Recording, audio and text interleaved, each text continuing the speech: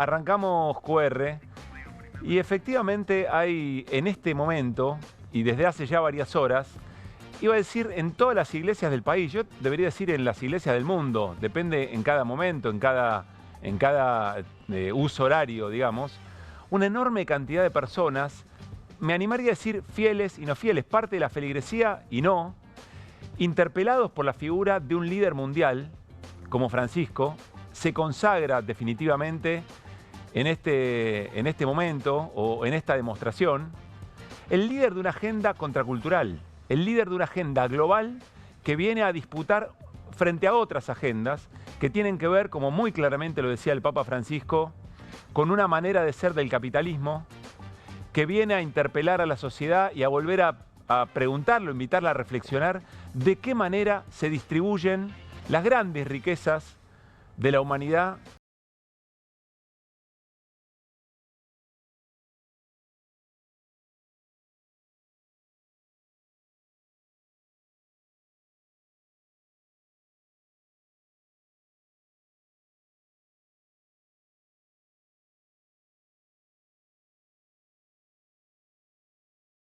Iglesia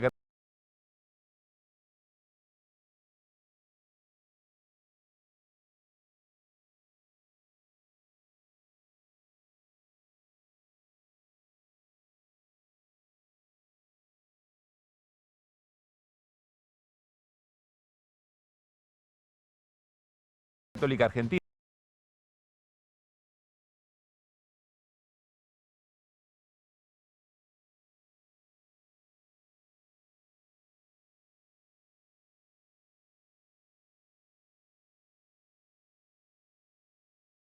La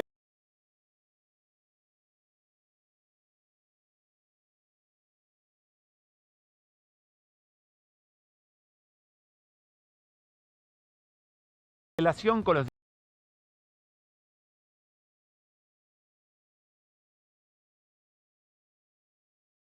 distintos gobiernos.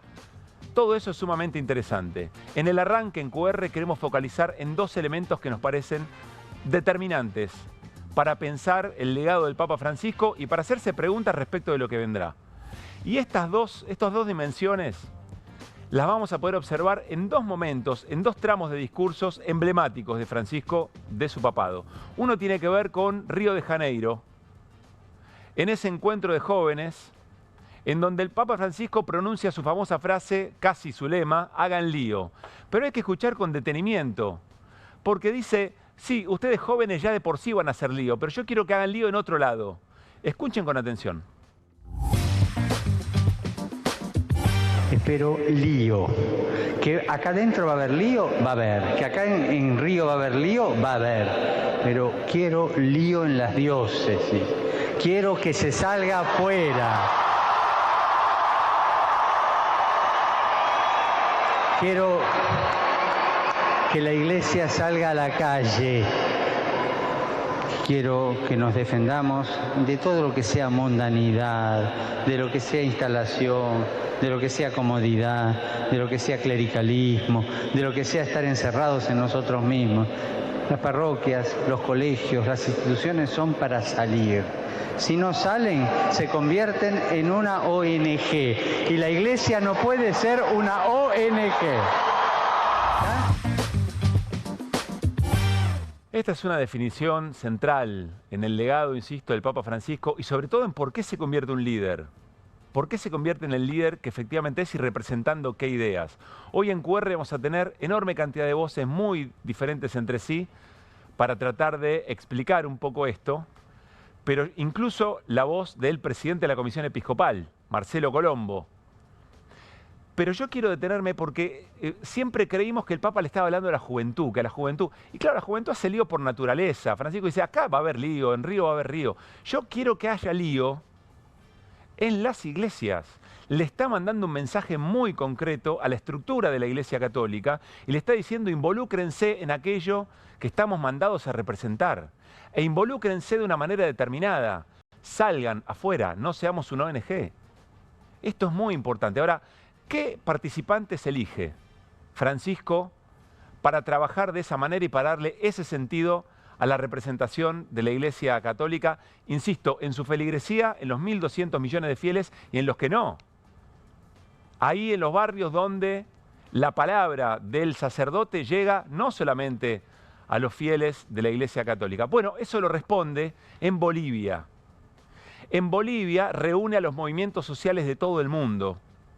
Y escuchen con atención esta definición, porque esta es la definición que a Francisco le trae muchos problemas. Yo diría, esta es la definición que a Francisco lo convierte en líder, porque toma una agenda y toma determinados actores de la vida política y social y económica del mundo que tiene grandes antagonistas, que desafía a la concentración de la riqueza, que desafía las decisiones de aquellos que toman, sin nunca haber sido elegidos por nadie, decisiones y acciones que determinan la suerte de los sectores más empobrecidos de nuestro planeta.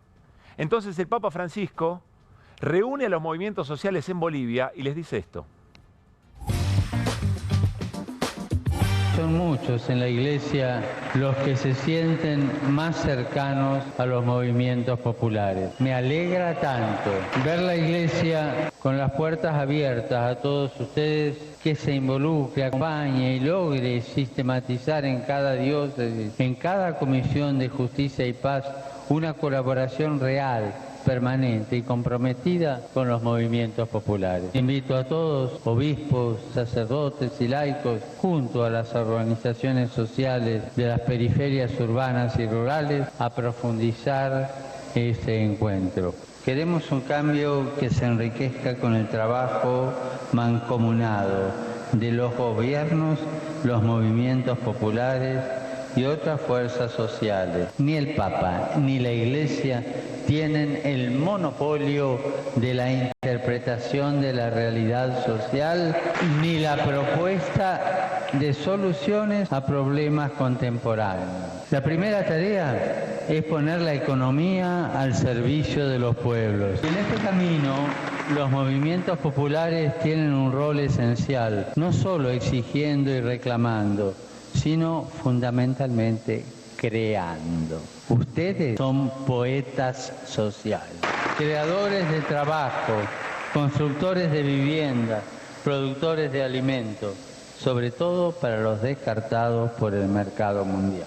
Les pido a ustedes, hermanos y hermanas de los movimientos populares, que cuiden y acrecienten esta unidad. Mantener la unidad frente a todo intento de división es necesario para que la región crezca en paz y justicia. Los pueblos y sus movimientos están llamados a clamar, a movilizarse, a exigir pacífica pero tenazmente la adopción urgente de medidas apropiadas. Yo les pido, en nombre de Dios, que defiendan a la Madre Tierra.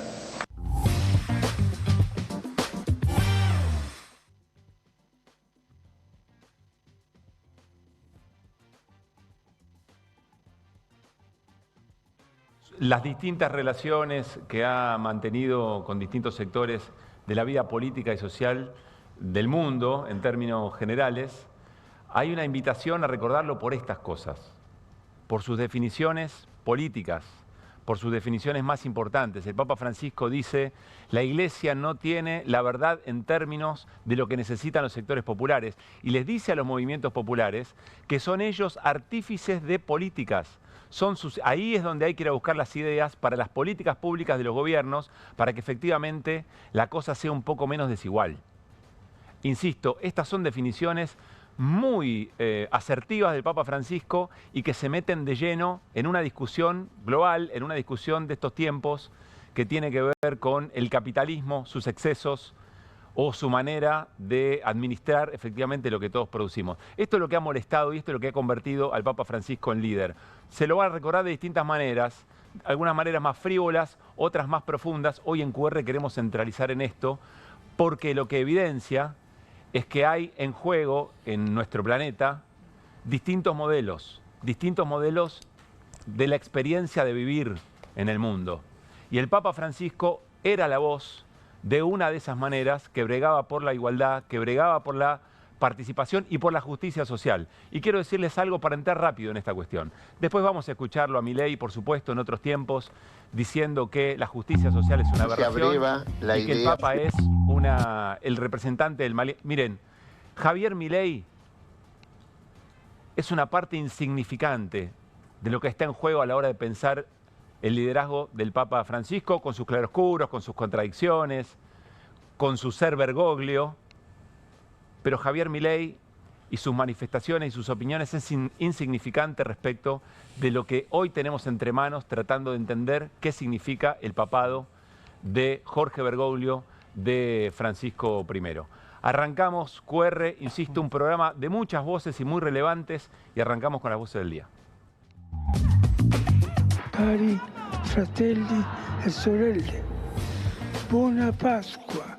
Con profondo dolore devo annunciare la morte del nostro Santo Padre Francesco. Se nos fue el Papa de los pobres, de los marginados, de los que muchos excluyen. Sí, se fue uno de los buenos. Preparó el terreno para que responda a lo que hace más de 60 años el Concilio Vaticano hizo para la Iglesia, el sueño de Juan XXIII. Falleció nuestro Papa, chicos, Papa argentino, un capo, un zarpado. Ha dicho cosas muy importantes dentro de la Iglesia para cambiar el mundo y la vida de un montón de gente. Desde el momento de la celebración de Mamantula, lo vi a Francisco con un enorme acercamiento, un enorme cariño, le diría yo, encontrarse con un presidente argentino con quien había tenido por ahí algunas diferencias conceptuales. El poderoso más compasivo de los últimos tiempos, ¿no? El Papa fue alguien preocupado por los dolores contemporáneos de la humanidad. La Iglesia de puertas abiertas, ¿no? Como por ejemplo para las comunidades LGTBQ+, o cierto reconocimiento a las mujeres dentro de la Iglesia. Practicó las 24 horas la doctrina social de la Iglesia, de la cual se abreva la idea política que yo abrevo, que es el peronismo, pero decir que él era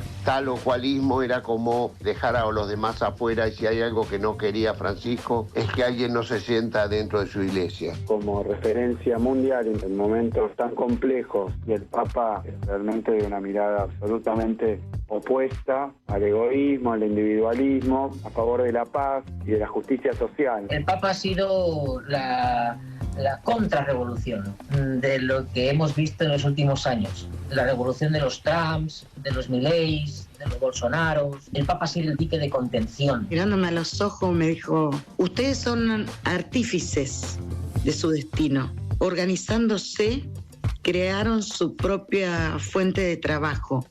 Porque veníamos del 2001, el Papa Francisco nos dio fortaleza para seguir resistiendo y nos encomendó cuidar la Madre Tierra.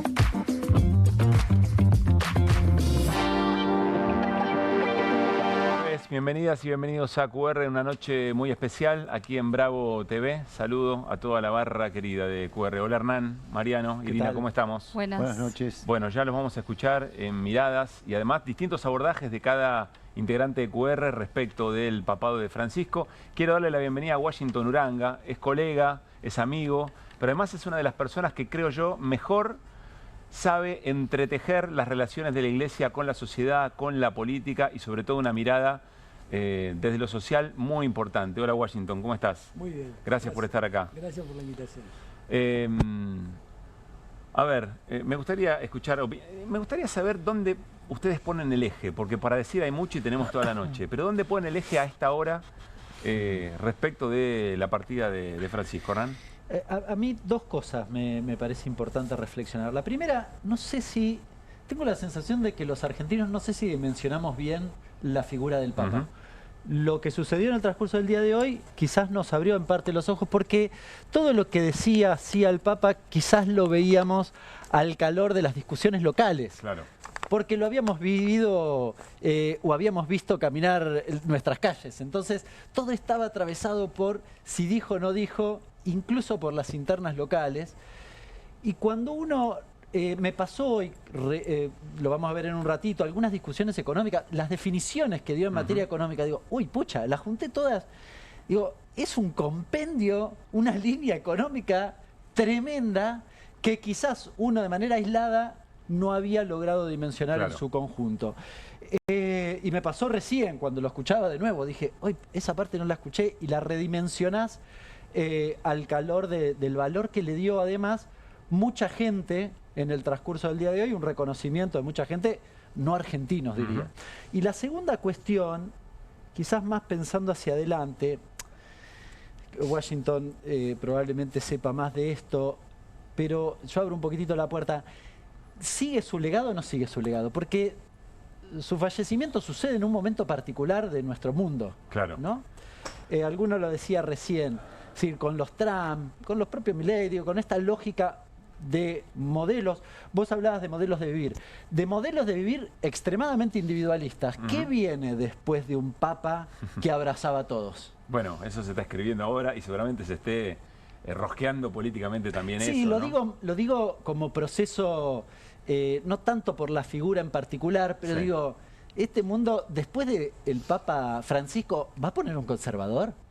Bueno, es una pregunta que le dejamos para Uranga en un ratito. Quiero decirles que además Hernán ya les contó que va a haber una definición de miradas económicas de Francisco y que, como él dice, cuando se las ve todas juntas te das cuenta que hay un corpus, que hay un programa.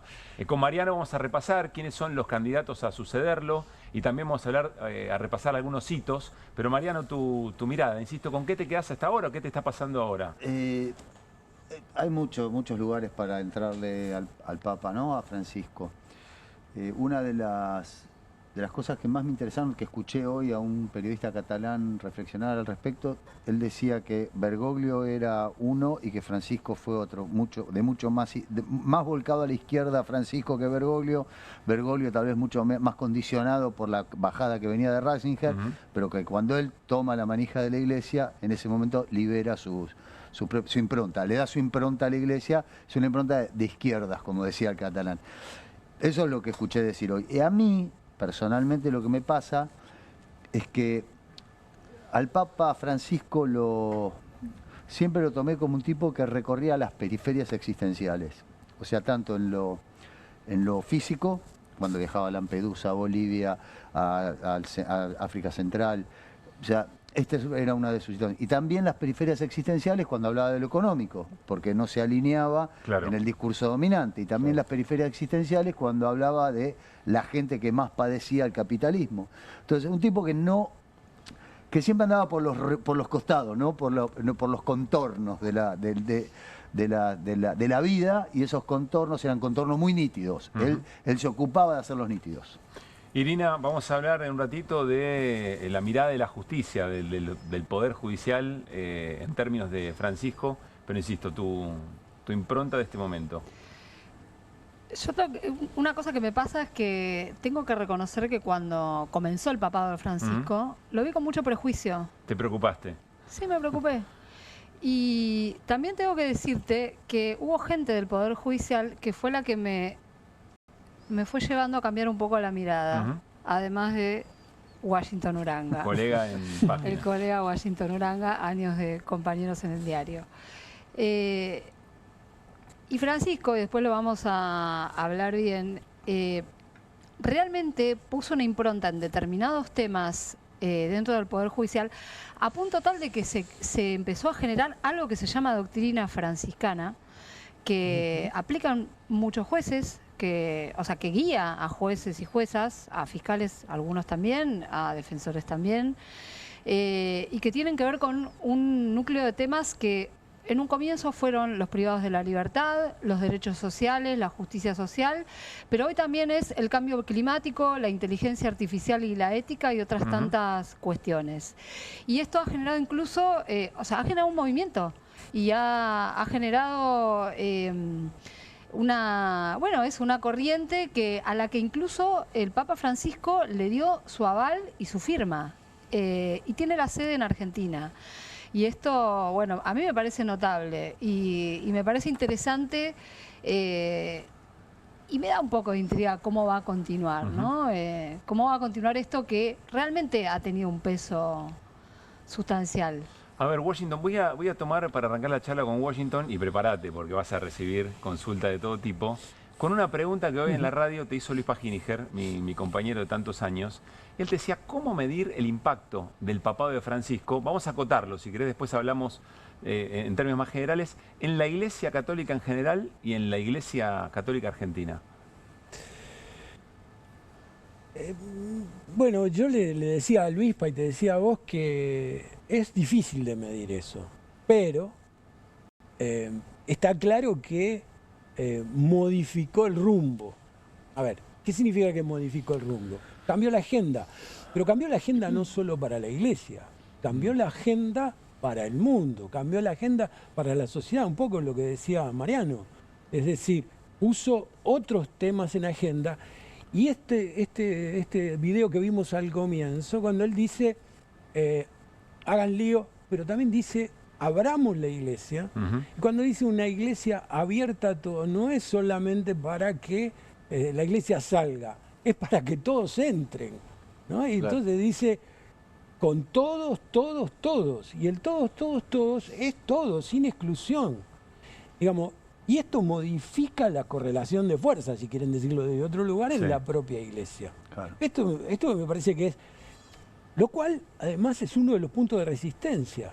¿Por qué? ¿Y quién se resiste? Y se resiste el clericalismo, a él le pone nombre, se resiste quienes tenían la vaca atada dentro de la iglesia, es decir, este es el poder, es decir, no, a ver, hace un gesto además que es la propuesta de sinodalidad, es una propuesta de participación. ¿Qué quiere decir sinodalidad? Sinodalidad quiere decir una iglesia en asamblea. Una iglesia en asamblea que dice, además empieza a decir, no, pero esto no es solamente, los sínodos eran solamente de los obispos. Dice, no es solamente los obispos. Los obispos son los curas, son las mujeres, son los laicos, ¿sí? Los religiosos, y además hace gestos como decir, bueno, pero no vienen de adorno acá. Opinan, hablan en la última sesión del día y votan. Entonces, claramente, esto es un cambio. Eso baja a las diócesis, baja. Y entonces vos tenés hoy sínodos diocesanos en cada diócesis, en cada provincia eclesiástica, que antes no ocurrían. ¿Eso qué es? Eso es romper una estructura de poder. Eso es empezar a meterle brechas a lo que era el poder concentrado de la jerarquía. Es decir, asume que la Iglesia Católica es una organización de poder y decide utilizar ese poder en función de ciertas agendas. Sí, pero además él se recorta el poder. Él mismo se recorta el poder. Que el primer paso es recortarse él el poder. Bueno, yo no decido todo. Acá convoco a un sínodo, convoco a una asamblea y hablen, los escucho. Claro. Los escucho. Y no me reservo ni siquiera el poder de escribir un documento final. No, ustedes hacen aportes, ese documento, y yo quizás agregue cosas desde otra mirada, otra experiencia. O sea, me parece que en lo que está es la ejemplaridad.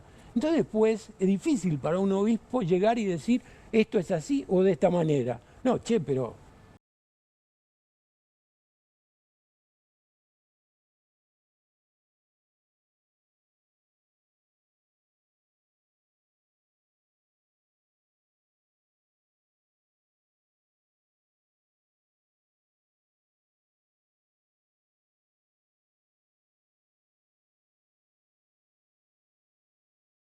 parte de la estructura.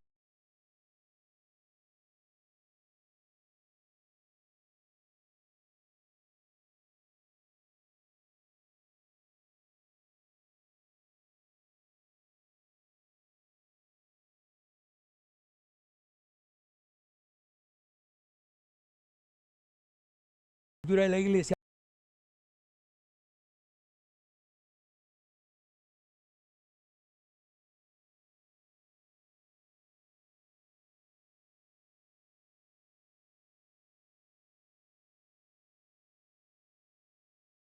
Pero él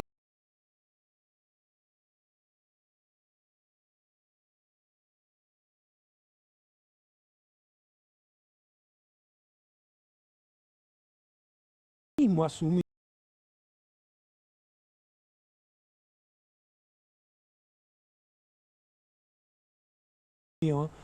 él había planteado una meta al 2028 diciendo, bueno, este camino de sinodalidad termina en el 2028, hay que cerrar un montón de cosas. Pues tenía claro que hoy hay resistencias importantes. Pero además, no es que él se lo inventó. Es un hombre muy inteligente, así un hombre, el tiempo, así un hombre muy inteligente, conoce mucho, entonces dice, esto empezó con Juan XXIII, con el Concilio Vaticano II, con el Papa Juan XXIII. ¿Qué características tenía el Concilio Vaticano II? Fue esto, es de un documento que ¿De qué año estamos hablando? Estamos hablando del 66, digamos. Dice, bueno, tiene un documento que es gozo y esperanza, Gaudium et Spes, y es esto, hablemos a la sociedad. Lo que dice Juan XXIII es, abramos las ventanas hacia la sociedad, tenemos una iglesia cerrada. Viene Juan XXIII, abre el Concilio Vaticano II, detrás de él viene Pablo VI, un hombre con incluso más claridad conceptual que Juan XXIII. Juan XXIII era un carismático. Pablo VI es un teórico. Y después viene el repliegue. Viene Juan Pablo II, viene Wojtyła de la periferia de los países socialistas, polaco, y viene Ratzinger. Él dice, bueno, lo que hay que hacer es retomar aquellas... Yo no estoy inventando nada. Lo que hay que hacer es poner en camino aquello que Juan XXIII, Pablo... Por supuesto, él no excluye, no hace la separación y dice, Juan Pablo II, esta disquisición que yo hago, que es una lectura más político-social, hasta, yo diría, eclesiológica, pero lo que está poniendo, se está poniendo, y dice, para los que me dicen que yo estoy cambiando todo, yo no estoy inventando nada, yo me estoy insertando en una... Y él tuvo una claridad recién con lo que vos decías sobre la conciencia de la finitud, ¿no? Que él sabía que este era un cambio mucho más largo, entonces tomó las previsiones para que esto pudiera continuar. Por eso nombró 73 cardenales de los 138 que van a votar. Bueno, hay 73 que lo puso él. Eso lo vamos a hablar en un ratito, cuando pensemos en qué es lo que se está jugando a partir de ahora. ¿Cuándo comienza el cónclave? No está, todavía no se sabe, pero... Son 10 días más o menos. Sí, digamos, si el entierro es el domingo, tienen que ajustar todos los mecanismos, empezará la otra semana, y después la otra pregunta, ¿cuánto dura? Y puede durar una semana, puede durar 3 días o puede durar un mes. Bueno, ahora nos vamos a meter en eso. Quiero preguntarle a Washington Uranga su mirada sobre las transformaciones en la Iglesia Católica Argentina, pero antes vamos a escuchar la palabra de Marcelo Colombo, en exclusivo, charlando con QR hace un ratito nada más, porque él es, por supuesto, ejerce su función en Mendoza, es el presidente de la Conferencia Episcopal. Corregime... Sí, es el presidente de la Conferencia Episcopal, es el arzobispo de Mendoza. Que es la máxima autoridad en términos de... Elegida por sus pares, además. O sea, tiene el consenso del resto de los obispos. Elegida por sus pares democráticamente en asamblea. Bien. Marcelo Colombo, presidente de la Conferencia Episcopal, charló con QR, le preguntamos sobre el legado del Papa Francisco en la Iglesia Argentina. Nos contestó, por supuesto, en el aeropuerto mientras venía hacia Buenos Aires. Dale. En primer lugar, sobre la Iglesia y la comprensión de la Iglesia, ¿no? Como una servidora de los hombres en salida, es decir, lejos de estacionarse en los espacios tradicionales, una comunidad de personas urgidas por el amor para servir. Lo segundo es la centralidad del pobre, de los descartados, de los que estaban muchas veces invisibilizados por los sistemas. Tercer punto, la causa de la paz, que me parece que lo ha tenido como un artífice, como un agente de paz. Y por último, el tema ambiental, ¿no? El Laudato Si, el cuidado de la creación, el respeto por la naturaleza y sobre todo por lo que entraña como casa de las personas. Yo creo que nos habló de Jesús, nos habló del amor y sobre todo nos invitó a dar testimonio de ese amor con una vida coherente, llena de entusiasmo, de pasión evangélica. Creo que ese es el legado que ha dejado y la identificación en el lenguaje, en el modo de ser con tantos de nosotros, ¿no? Porque era uno de nosotros llamado a servir como Pedro en Roma. Marcelo Colombo, presidente de la Conferencia Episcopal, le preguntamos también por esto que tanto resaltamos en el arranque del programa, el rol que le da Francisco, que le daba, pero le da, a los movimientos sociales, en aquello de estar en contacto permanente la Iglesia en los territorios y que la Iglesia no es la que tiene la verdad respecto de las necesidades de los sectores populares y que los movimientos sociales cumplen un rol muy importante. También sobre esto le preguntamos a Marcelo Colombo. Nunca se imaginó trabajando solo desde los lugares propiamente institucionales de la Iglesia Católica, sino también de los cristianos en esos otros sectores o en esos otros lugares de servicio. Muchos cristianos en movimientos sociales, en partidos políticos, en organizaciones, eran también llamados y convocados, ¿no? Siempre hay como una apelación a un nosotros más grande de parte del Papa Francisco. Por eso también el diálogo interreligioso y ecuménico. Y finalmente le pedimos una reflexión al presidente de la Conferencia Episcopal respecto de la justicia social, casi que guiaba la acción de Francisco, y esto nos decía.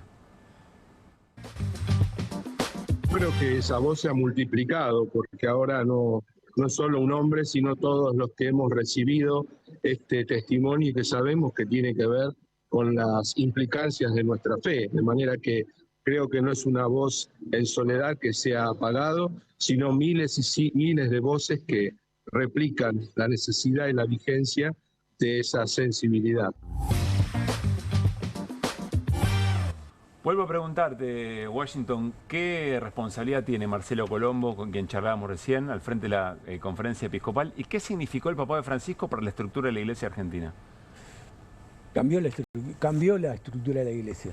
O sea, ¿en qué sentido? ¿Cómo? A ver, primero, hay obispos más jóvenes. Fue nombrando obispos más jóvenes. Obispos afines a su perspectiva. Entonces, la conformación de la Conferencia Episcopal cambió. Es decir, el episcopado argentino, a ver, durante mucho tiempo el episcopado argentino era uno de los más conservadores de América Latina, pero además uno de los más viejos en edad, ¿no? Digamos, bueno, eso cambió. Hay obispos más jóvenes. Los obispos argentinos tenían 70 años, ahora hay obispos de 45, de 50 años. Además, con trayectorias vinculadas a los espacios populares, a las parroquias, a las capillas. Entonces, eso cambia. Y de hecho, el dato más evidente es que Marcelo Colombo sea el presidente de la Conferencia Episcopal. Marcelo Colombo fue, por encargo de Francisco, el promotor del proceso de beatificación del obispo mártir Angelelli, Enrique Angelelli. Asesinado por la dictadura. Asesinado por la dictadura. Bueno, eso fue Marcelo Colombo, obispo de La Rioja.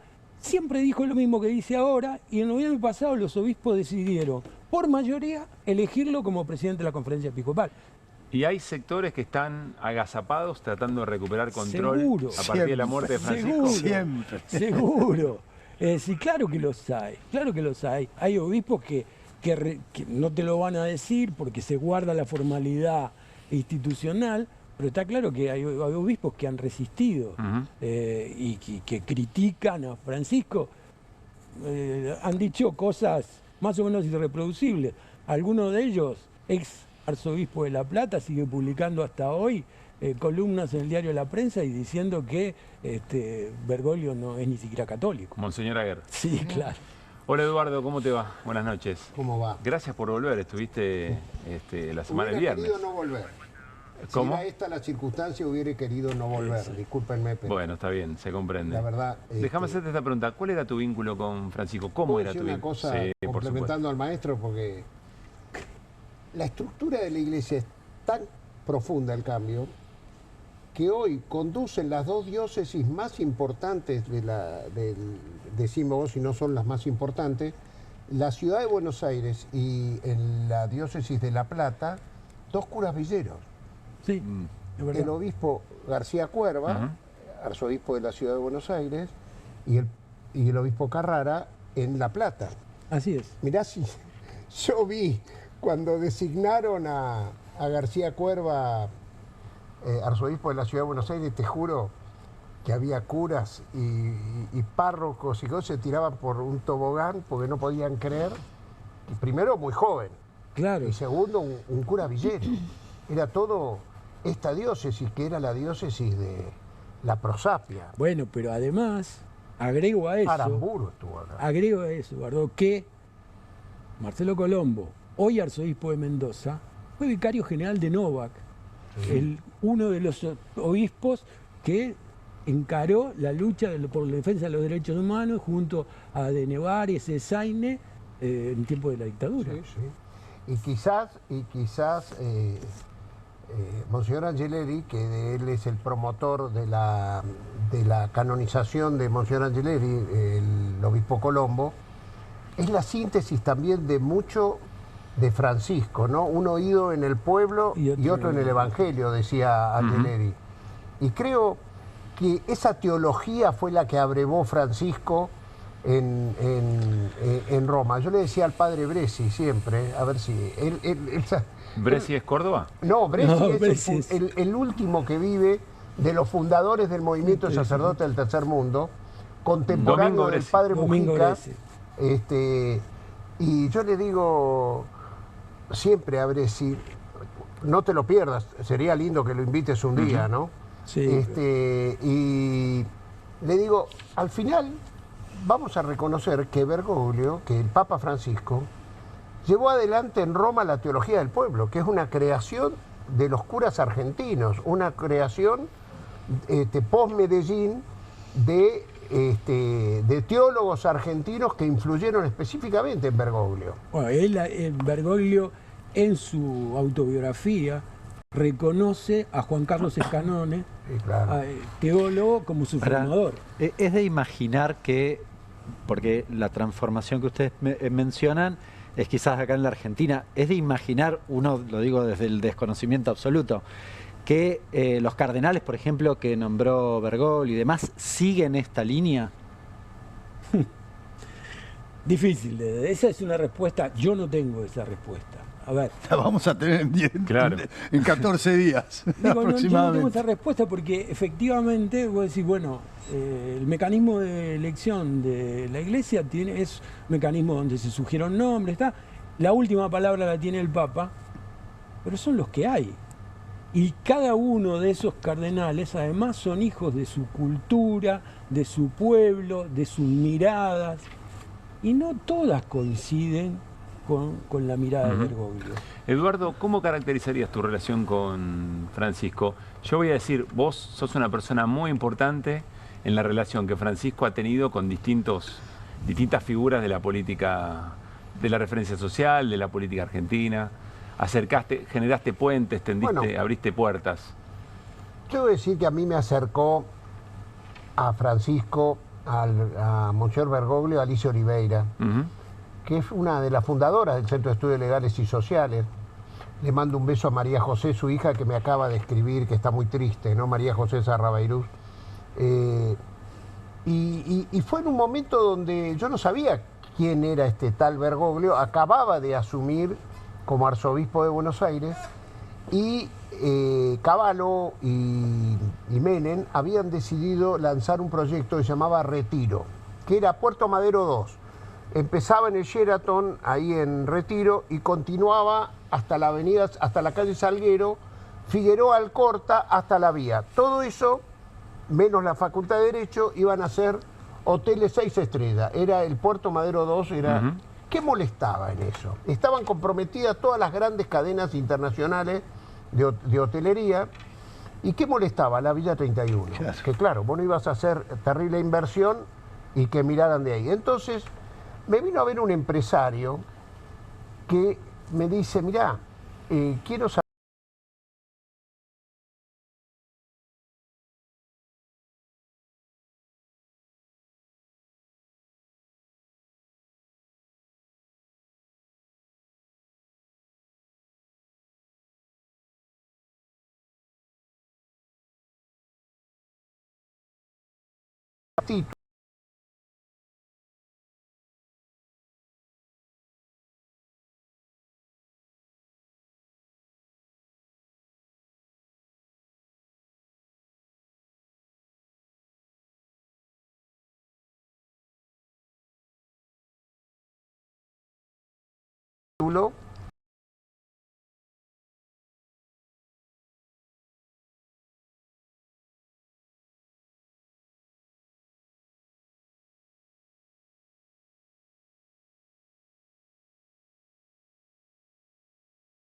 podían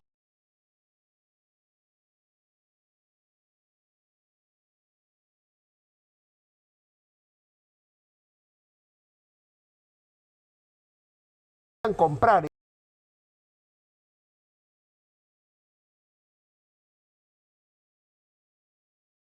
ellos, la necesidad de los actuales poseedores era mucha y lo podían vender por 2 pesos, pero lo cierto es que iban a quedar en la calle, no tenían viviendas. Yo dije, ¿cómo podemos parar esto? Y la verdad que me era muy difícil encontrar la legislación. Yo creo que era diputado de la ciudad, y la voy a ver a Alicia, que era defensora del pueblo, y le cuento el tema, ¿qué podemos hacer? Ella era defensora del pueblo de la ciudad de Buenos Aires. Y Alicia me dice, lo único que podemos hacer es venir, te voy a presentar, vamos a ver a Bergoglio, que es el nuevo arzobispo de Buenos Aires, y le vamos a preguntar, yo tengo una idea, pero quiero ver si me cierra con él. Entonces, Alicia lleva la idea de transformar eso en jurisdicción eclesiástica, que era trasladando los restos del padre Mujica que estaban en la Recoleta, ¿no?, al barrio, y que eso se decidiera que era jurisdicción eclesiástica, por lo tanto no podían construir nada arriba. Lo blindó. Una idea brillante de esas que tenía Alicia, y lo fuimos a ver a Bergoglio. Yo llevaba poca expectativa porque no lo conocía, ¿no? Y la verdad es que mientras Alicia le iba explicando, él iba discando un teléfono, él no tenía celular ni nada, y él tenía un teléfono ahí, siempre discaba él las llamadas telefónicas, nunca por vía de un secretario. Él iba discando un teléfono que no nos dijo a quién era, y empieza este diálogo. Hola, Marta. Sí, habla el padre Jorge. Ah, ¿cómo le va?, le decía a ella. Dice, mire, yo quería ver si usted podía hablar con sus hermanos para ver si podemos trasladar los restos del padre Jorge de la Recoleta al barrio, porque está pasando esto, puede pasar esto, y yo con esto lo declararía jurisdicción eclesiástica. A los 15 minutos llamó Marta Mujica, era la hermana del padre Carlos, y aceptó eso, y se hizo una gran procesión que la presidió él, sí, que se trasladó el cuerpo del padre Mujica desde la Recoleta hasta el barrio. Y yo frente a eso, ¿qué querés que te diga? Me rendí. Yo me di cuenta, está mal que era de los nuestros, dije yo. No voy a decir de qué, pero era de los nuestros. Y a partir de ahí construí una relación con él. Y yo me lo encontré, vos sabés, 15 días antes que él se vaya a Roma, al cónclave. Me lo encontré, yo venía cruzando hacia el subte en Catedral, y él venía del subte hacia la catedral, ¿no? Y nos abrazamos. Yo me acuerdo, venía con un gran amigo mío, el oso Charlie, y le digo, se va. Y yo le hago con la cara como diciendo, y puede ser. Y él me dice, no, Eduardo, no va a ser. Porque yo tengo 78 años. Dios ha querido, y Benedicto también, que yo pudiera llegar a este cónclave con posibilidad de voz y voto. Porque él sabe que trabajaron mucho para que le aceptaran la renuncia apostólica a los 75 años. Había un nuncio, acá no sé si lo puedo nombrar, Bernardini, sí, claro, que se dedicó a que en Roma el secretario de Estado le aceptara la renuncia apostólica a Jorge Bergoglio a los 75. Y Benedicto se la rechazó. Esto es una cosa importante a tener en cuenta. Benedicto fue el que dijo, no corresponde que yo le acepte, y él continúa hasta los 78 años. Entonces él me dijo, eso sí, Dios ha querido que yo esté en ese cónclave con voz y voto. Yo te aseguro que sí voy a hablar y voy a decir todas las transformaciones que yo siento que la Iglesia debe hacer, porque él valoró mucho la abdicación de Benedicto. Y me dijo, la Iglesia, los años que Juan Pablo II estuvo mal de salud, también se burocratizó mucho. Entonces él creía mucho en los Juan con tierra, en los obispos con territorio, en los cardenales que tuvieran diócesis, y no en la burocracia vaticana. Y ahí está, habló primero en el precónclave y picó en punta. Esa fue la verdad. Ahora seguimos charlando con Eduardo Valdés en el modo que él conoce al Papa Francisco. Voy con Irina para que Irina nos repase otra vez conceptualmente qué significa Francisco en términos de mirada respecto de la justicia, porque tenemos una entrevista muy interesante para escuchar opinión. Irina. Mira, ya cuando era arzobispo, Bergoglio hablaba con sectores del Poder Judicial intentando transmitir que la justicia social requería un protagonismo del Poder Judicial. Y una mirada humanista, ¿no? Que es un poco lo que también se rescata ahora, pero creo que no está tan visto desde el lado del sistema de justicia, porque además hay una buena parte del sistema de justicia que no ha tomado esto. Pero hay un sector que sí, y que de hecho con el correr del tiempo y a medida que también el Papa Francisco fue emitiendo algunos documentos referidos a distintos temas, migrantes, situación de los privados de la libertad, bueno, entre otros de los que mencionábamos antes, la cuestión ambiental, también se fueron cimentando las bases de lo que terminó siendo el Comité Panamericano de Juezas y Juezas por los Derechos Sociales y la Doctrina Franciscana, que tiene un capítulo argentino y que además tiene sede y tiene su presidente acá en la Argentina, con lo cual imagínate qué importante es, ¿no? Y pero, a mí... Irina, permítame que te agrego una cosita, pero además el Papa lo cobijó en la Academia Pontificia de Ciencias. Claro. O sea, es parte de la Academia Pontificia de Ciencias. Les invito a que sigamos compartiendo estas reflexiones sobre la justicia franciscana con el doctor Eugenio Zaffaroni, ex ministro de la Corte, entre tantas otras cosas. Eugenio, Pablo Caruso y todo el equipo de QR, saludamos. ¿Cómo le va? ¿Qué tal? Un poco triste, naturalmente. Bueno, ¿por qué? ¿Sobre qué valoración del Papa Francisco esa tristeza? Bueno, yo he conocido a Jorge Bergoglio hace más de 40 años y desde entonces tuvimos una relación bastante estrecha, a veces no, a veces, bueno, pero por circunstancias temporales. Y que quisiera recordar cómo lo conocí. Fue en 1983, se habían convocado elecciones.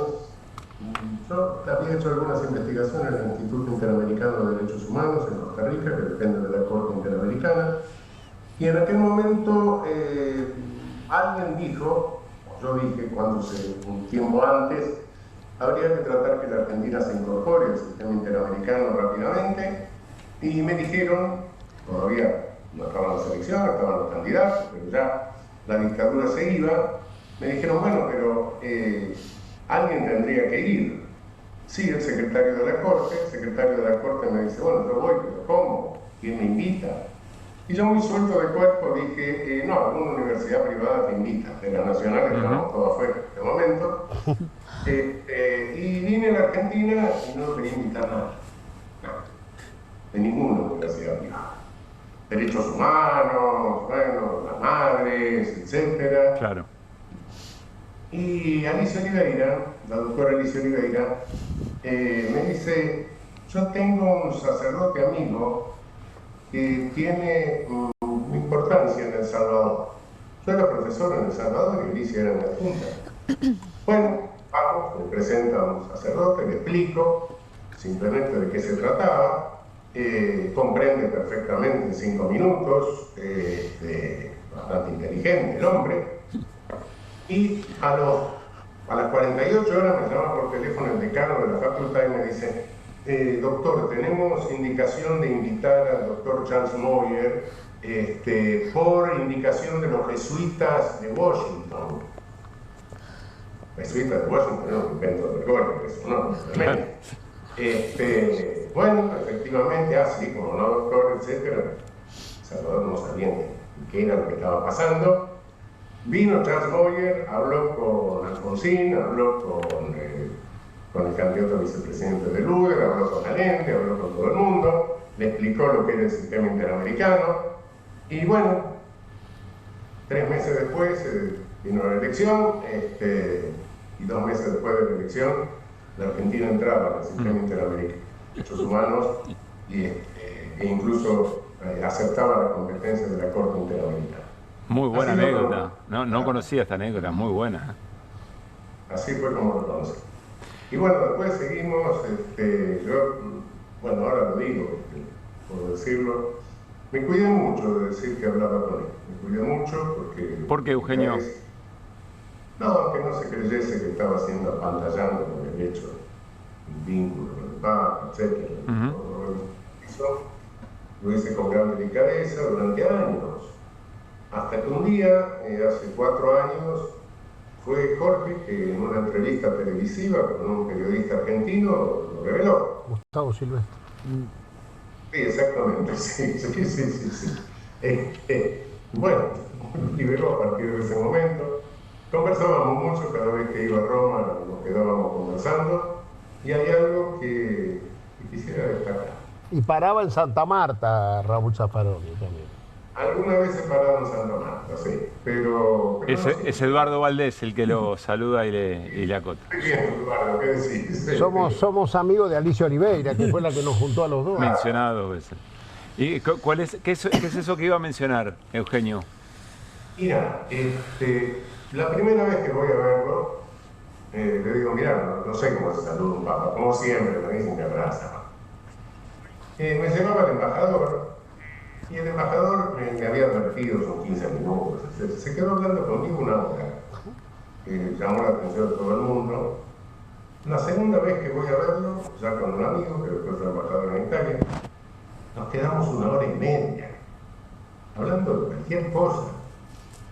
Y ahí me di cuenta de algo, me di cuenta de la necesidad que tenía él de hablar con alguien que lo bromeara, que lo tratara de voz, que la inmensa soledad de un papa. Sí. A tal punto, cuando me despido en esa segunda entrevista, le digo, ¿no querés que te traiga una peluca y nos vamos a comer una pizza para alguna pizzería de Roma? Sabés la gana que tengo. Eugenio, recién Irina Hauser nos hablaba de la doctrina franciscana en términos de lo jurídico. ¿Cómo se explica fácil eso?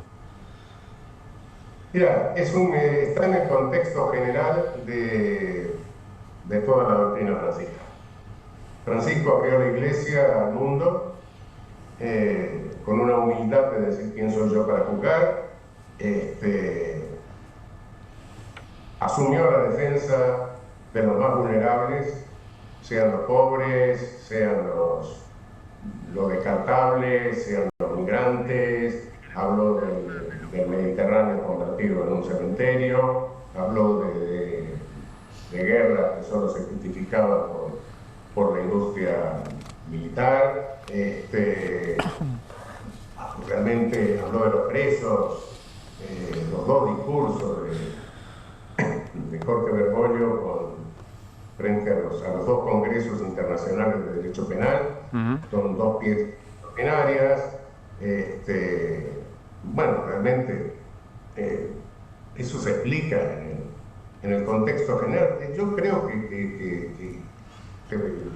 que Francisco es y va a seguir siendo, incluso aunque no esté ya entre nosotros, el líder de la resistencia en esto que ahora se llama la guerra cultural, la batalla cultural, etc.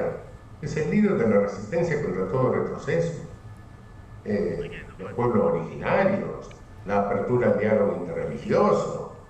Bueno, está en ese contexto, no hay nada que hacerlo. Un contexto donde hablaba siempre de justicia social, naturalmente. Bueno, en la tradición de la Iglesia.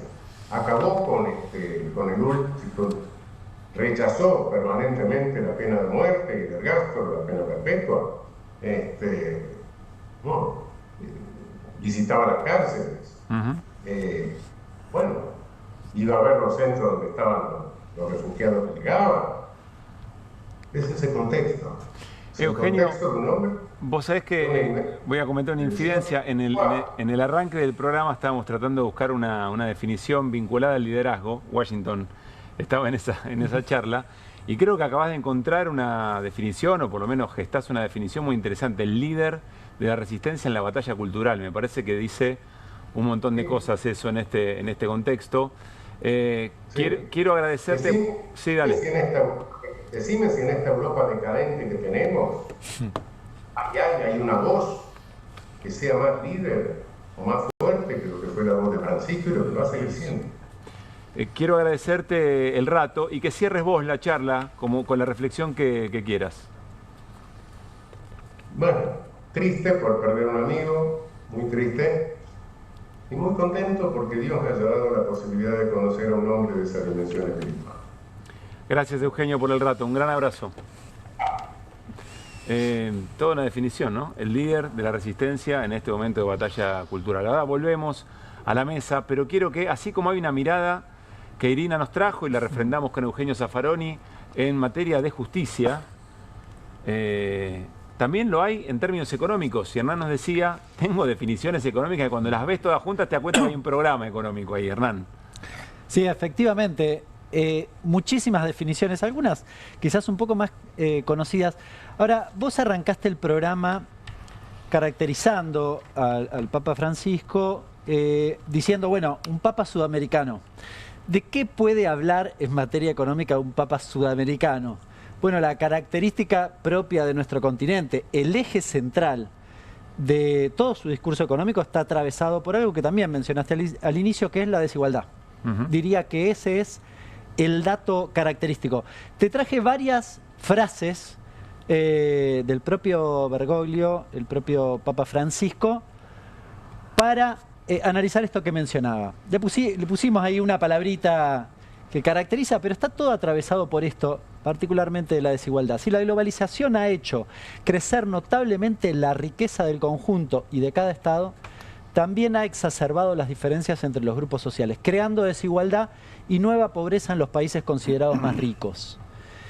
Es una característica, fíjate que dice desigualdad y pobreza. Uno podría decir, bueno, es lo mismo. No, no es lo mismo. Claramente no es lo mismo.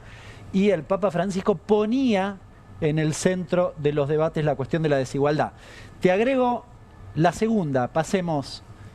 Mira, ¿qué decía sobre el mercado? Bueno, si piensa en las desigualdades que atraviesan a la Argentina y el mundo en particular, obviamente tenía que hablar del mercado. El mercado solo no resuelve todo. Aunque otra vez nos quieran hacer creer este dogma de fe neoliberal. Es decir, sabía en qué suelo estaba pisando en este tiempo, Tremendo. ¿no? En ese regreso, ese dogma. Tremendo, digo, no anda con más o menos, Sí. la acomodo. Algunos pretendían hacernos creer que bastaba la libertad de mercado para que todo estuviera asegurado. Bueno, implícitamente está diciendo no está nada asegurado. Sí, Corramos del centro de la escena la cuestión de la libertad de mercado como aquello que todo lo resuelve. Tampoco dice el mercado no sirve para nada, no dice eso. No es anticapitalista, No, habla de un modo de exactamente. ser del capital. Después hay otra pregunta, si el capitalismo alguna vez puede tener rostro humano, es otra discusión. Pero no es un papa anticapitalista, lo que plantea No. son, no sé si los desbordes o los excesos o cierta manera de ser de ese capitalismo. Sí, o sea, depende, ¿no? Porque hoy hay una nota en el diario La Nación de Lori Sanata, que tiene el título más largo de la historia. Los tres riesgos que marcan el pontificado de un papa que no se entiende sin el peronismo, es el título de la nota. Y el tipo ahí habla, dice que todo el discurso de Bergoglio fue demasiado líquido y contradictorio, confuso e incoherente, y dice que lo que marca su papado de 12 años es el desapego a la cultura occidental y al capitalismo. Esto lo dice este muchacho Lori Sanata, historiador y ensayista italiano. A mí no me pareció que en el hilo Casi conductor nada, ¿no? de las cuestiones económicas tuviera ningún tipo de confusión. No, bueno, yo digo lo que dice Sanata. No mates al mensajero. No mates al mensajero. Probablemente Yo digo esto, lo de no. peronismo sí, pero no anticapitalista, lo leíamos Sí, recién sí. en la segunda de las frases. Te paso Dale. a la tercera. Fíjate que decía respecto de la desregulación. No podía faltar esta me gustó.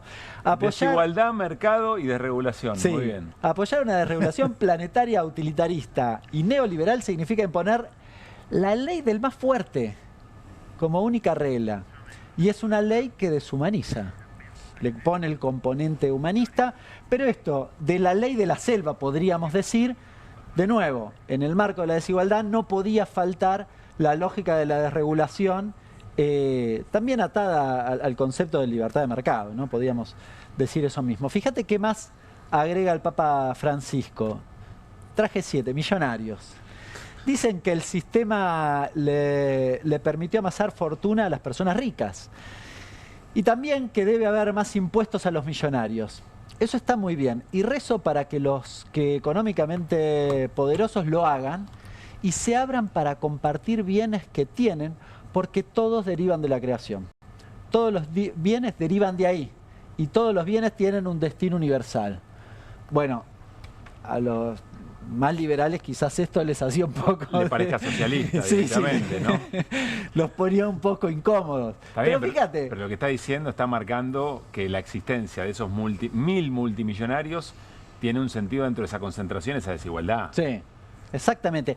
Y te habló... Casi que está diciendo esa guita nos hace laburando, casi. Bueno, y te habló de la libertad de mercado, de la desregulación. Te habló de los ricos. Sí. Ahora en un ratito te va a hablar también un poco de los pobres, de eso tiene mucho. Pero fíjate, dice también sobre el individualismo. Son problemáticas ciertas formas de economía de mercado. Esto trajo bastante ruido. Que no ponen a los mercados al servicio de los pueblos, sino a los pueblos al servicio de los mercados. Y exacerban el comportamiento individualista.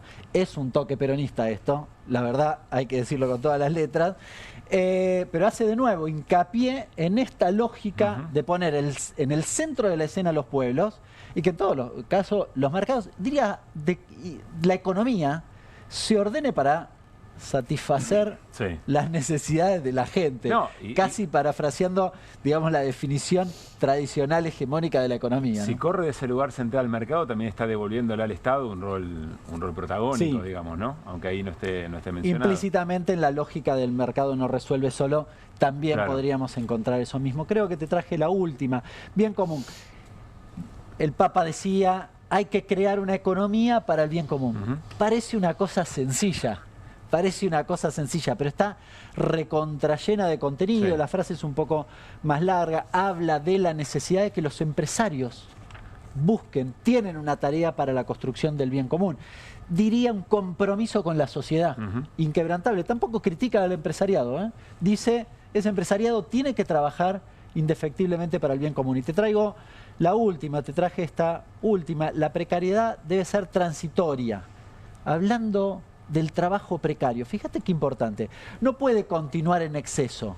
De lo contrario, acaba generando desconfianza, favorecer la postergación de las opciones de la vida de los jóvenes, aleja el ingreso al sistema de seguridad social y aumenta la caída de la natalidad. Fíjate, habla mucho contenido, habla de seguridad social, está hablando del trabajo, contraponiéndolo con la precariedad, que dice, bueno, puede ser que exista precariedad, estamos en un mundo donde la precariedad es parte de la vida cotidiana, pero no puede extenderse en el tiempo. Casi diría una crítica a los planes sociales sostenidos en el tiempo. Claro. No menor su planteo, pero este objetivo de llegar a trabajo de calidad, a trabajo vinculado a la seguridad social. Y agrega esa cosa no menor, porque siempre le ponía un contenido adicional. Si no hay expectativas de un trabajo de calidad, finalmente lo que estás haciendo es boicoteando el futuro, las expectativas de vida, de trabajo, de destino, de construir una familia de los propios jóvenes, ¿no? Quiero que empecemos a recorrer algunos hitos con Mariano. Creo que viene de Lampedusa, es lo primero que vamos a mencionar. Ahora le da contexto Mariano. Pero sobre esto que cuenta Hernán, que evidentemente hay un pensamiento muy amalgamado de Francisco respecto a la economía. Quiero preguntarles, Eduardo y Washington, ¿qué impacto tiene? ¿Cuánto importa que el Papa piense esto en términos económicos a la hegemonía mundial, si ustedes quieren? Washington, mirá cómo te... Bien, se empujó. No. Yo creo que hay que mirar en los contextos. ¿Sí? Lo que el Papa dice, lo que el Papa ha dicho, no lo dicen otros líderes mundiales. No lo dicen. Es más, Eduardo se debe acordar de quién es. Una semana, 10 días después de ser electo Papa, lo llama a Oscar Rodríguez Madariaga. Oscar Rodríguez Madariaga es hoy un obispo hondureño, un cardenal hondureño. Una de las tareas que le encargó fue: vos vas por los organismos internacionales a discutir la eliminación de la deuda externa de los países pobres. ¿Encargó un obispo para que haga esa tarea? Un cardenal. Un cardenal. Que era el coordinador del equipo. Claro, un cardenales. Coordinador de su equipo de asesores. Le dice que además es economista. Tranco. Salesiano, una como cosa yo. tranquila. Sí, arrancó despacio. Arrancó tranquilo. Salesiano como Monseñor de Nevara y como yo. Pero digamos, lo encarga de eso. Y además, uno puede revisar las informaciones sobre lo que el Papa conversó con los jefes de Estado. Y lo que conversaba con los jefes de Estado, todos estos temas estaban ahí. Entonces, ¿cuánta incidencia tiene? Es difícil de decirlo, pero que se lo metió en la agenda todo el tiempo y que se lo metió en la agenda con el poder simbólico de ser el pontífice de la Iglesia Católica. Digamos, a mí eso no me parece menor. Eduardo. Un día hablando con el Papa sobre esta cuestión que vos planteás del capitalismo, el no capitalismo, él me contó, y yo me puse a estudiarlo, que la Iglesia, el Papa fundamentalmente estaba en contra de la usura, de lo que hoy esa palabra, viste, financiero, es la usura. La creación de riqueza financiera, digamos. Exactamente.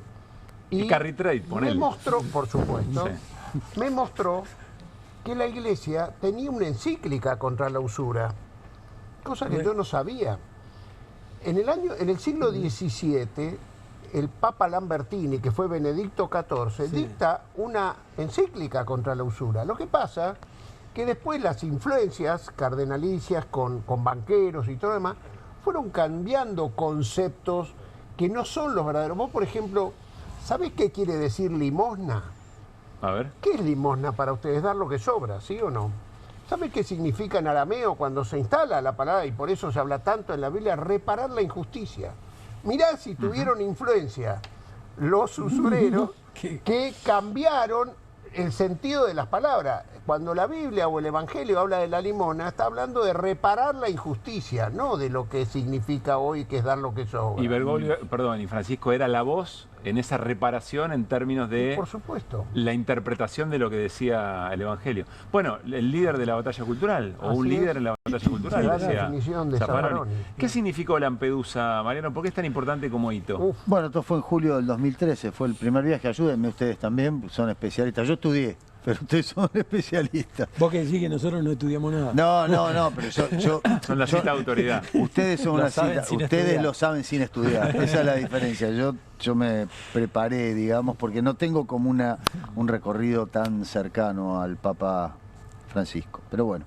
Bueno, le damos contexto, lo compartimos. Viaje a Lampedusa, julio del 2013, es el drama de los migrantes. Es el drama de los migrantes, es el momento en donde estaba en discusión esto que ocurría con las barcazas que se hundían en el Mediterráneo y toda esta historia.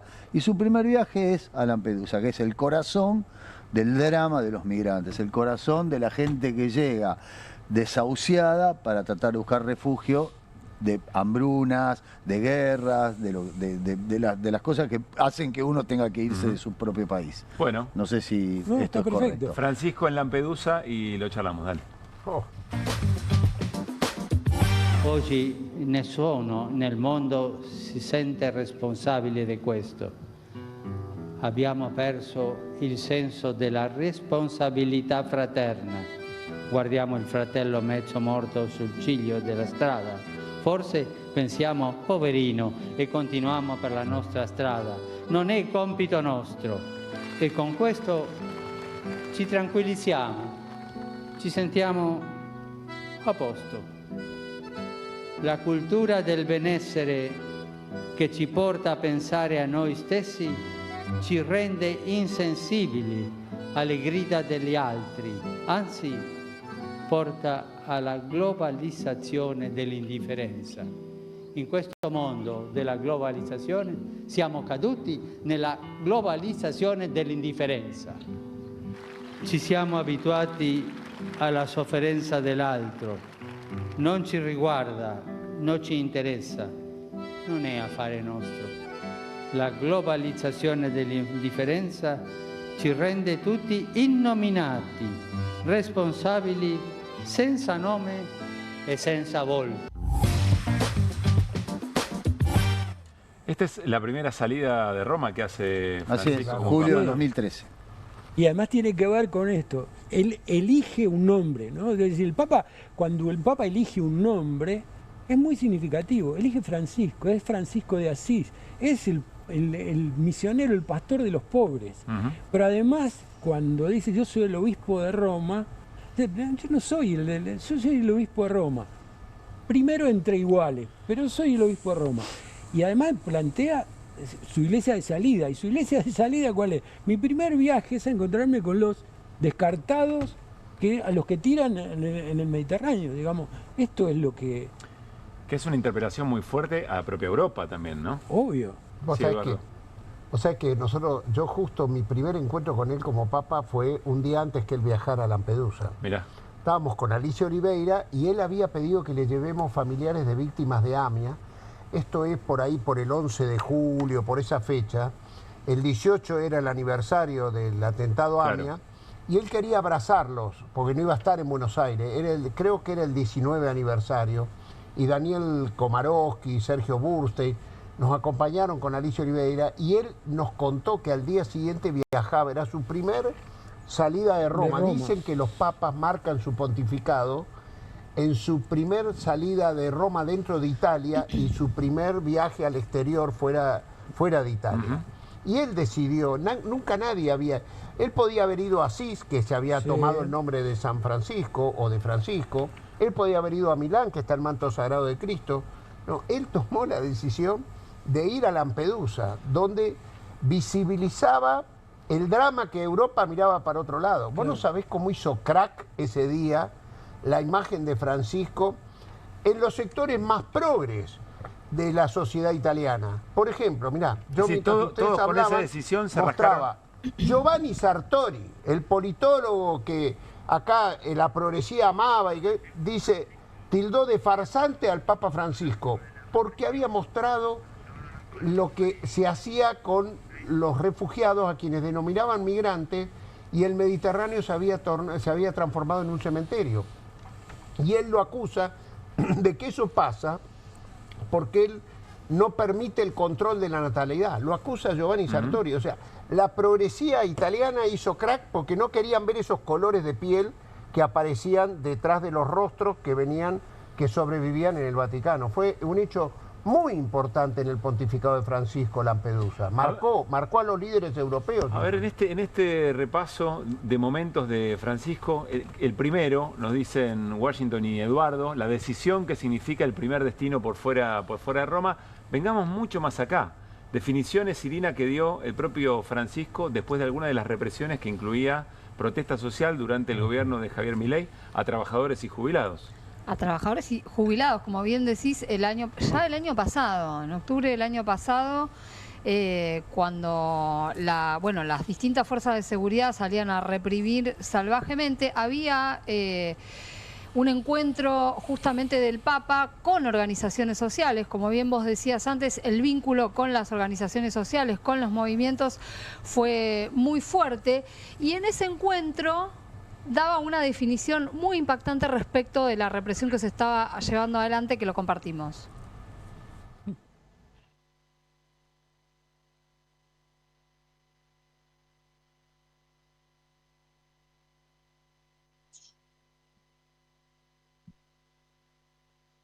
Obreros, gente que pedía, pues me hicieron ver una represión, un filmado de una represión, hace una semana, un poco menos quizás.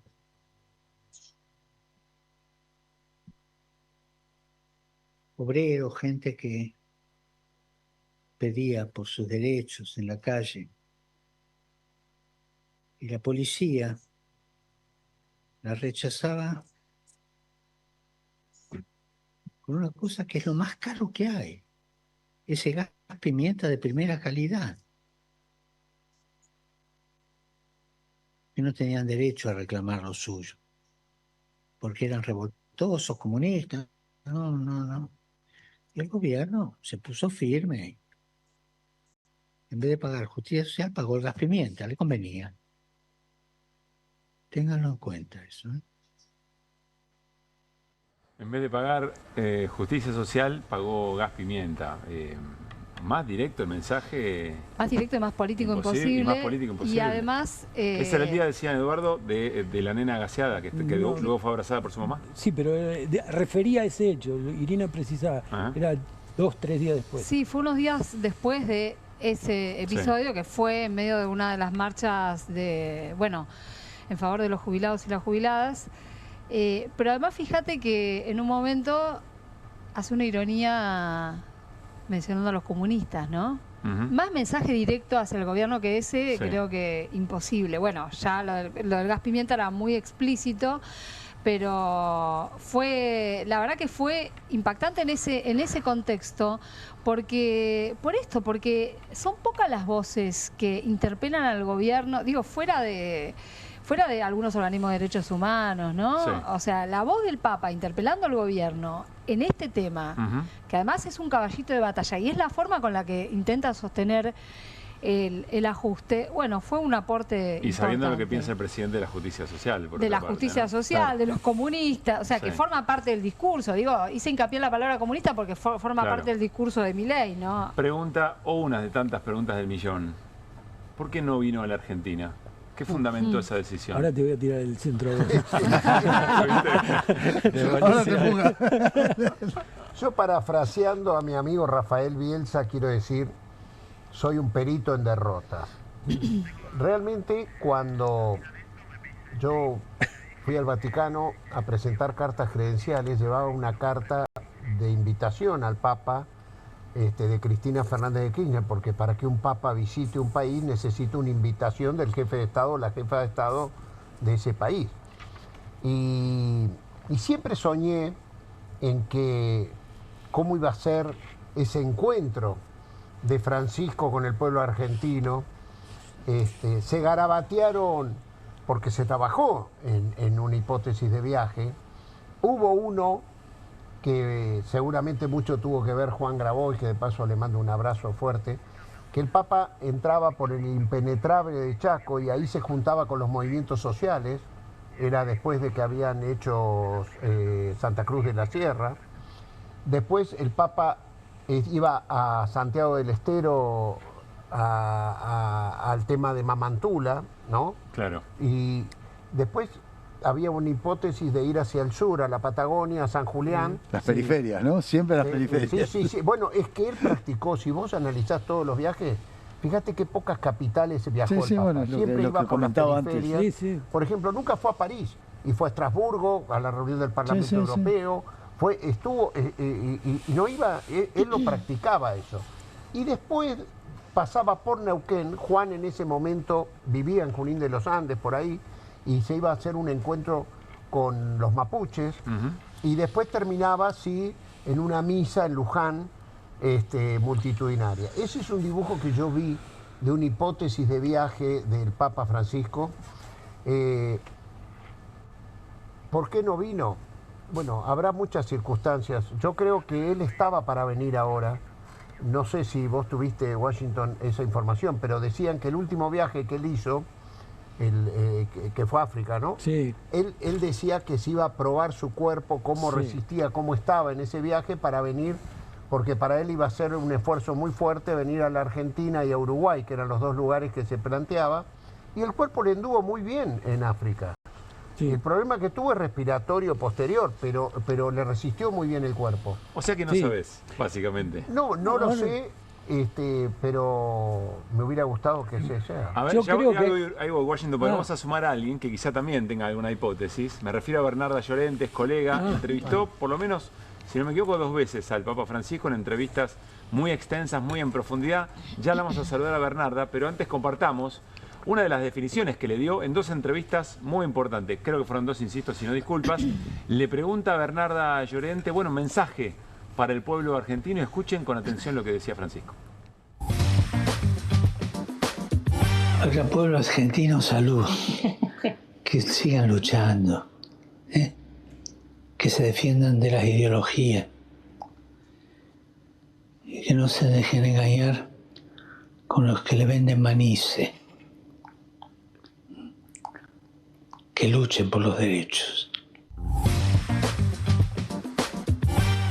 Hola Bernarda, muy buenas noches, ¿cómo estás? Hola, ¿cómo estás? ¿Cómo están todos ustedes?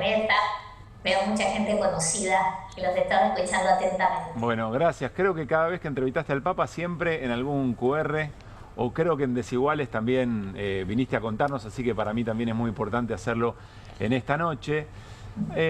A ver, primero, ¿qué llevas puesto del modo en que conociste a Francisco? ¿Qué es lo que te pasa en una jornada como hoy? Después vamos a la pregunta de de qué pasa con ese viaje a la Argentina. Primero una tristeza infinita y un vacío insuperable, ¿no? E intentando que la esperanza gane sobre las sensaciones. Yo la última vez que lo entrevisté a Francisco en la tercera entrevista fue en noviembre del año pasado. La verdad es que hizo un esfuerzo enorme porque estaba en pleno sínodo de los obispos.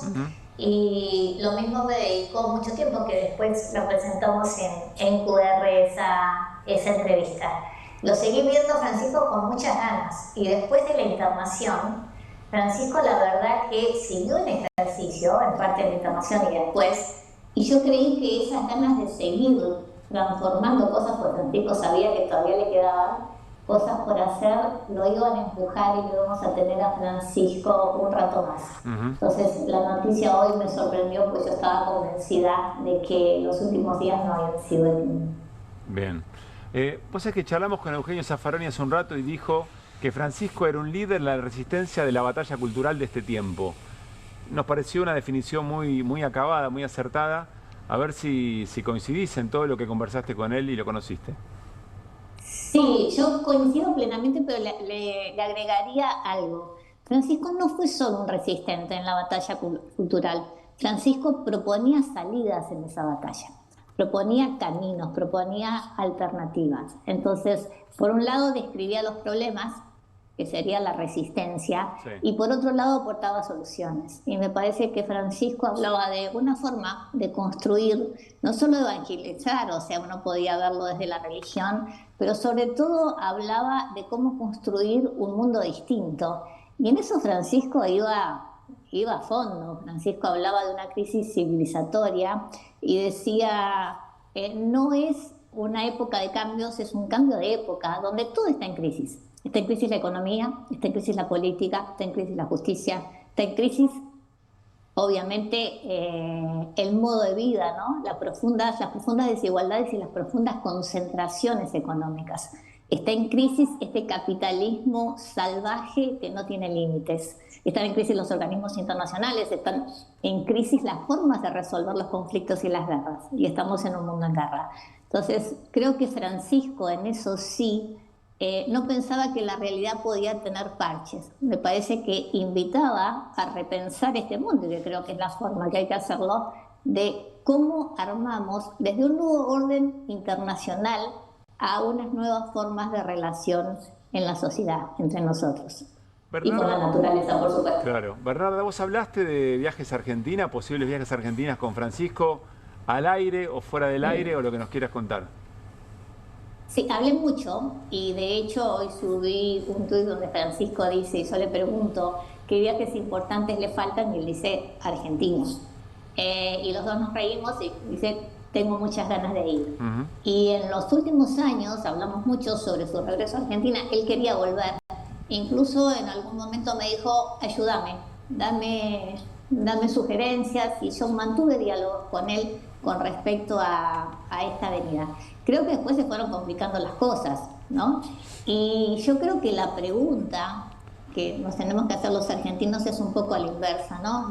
¿Por qué no vino Francisco?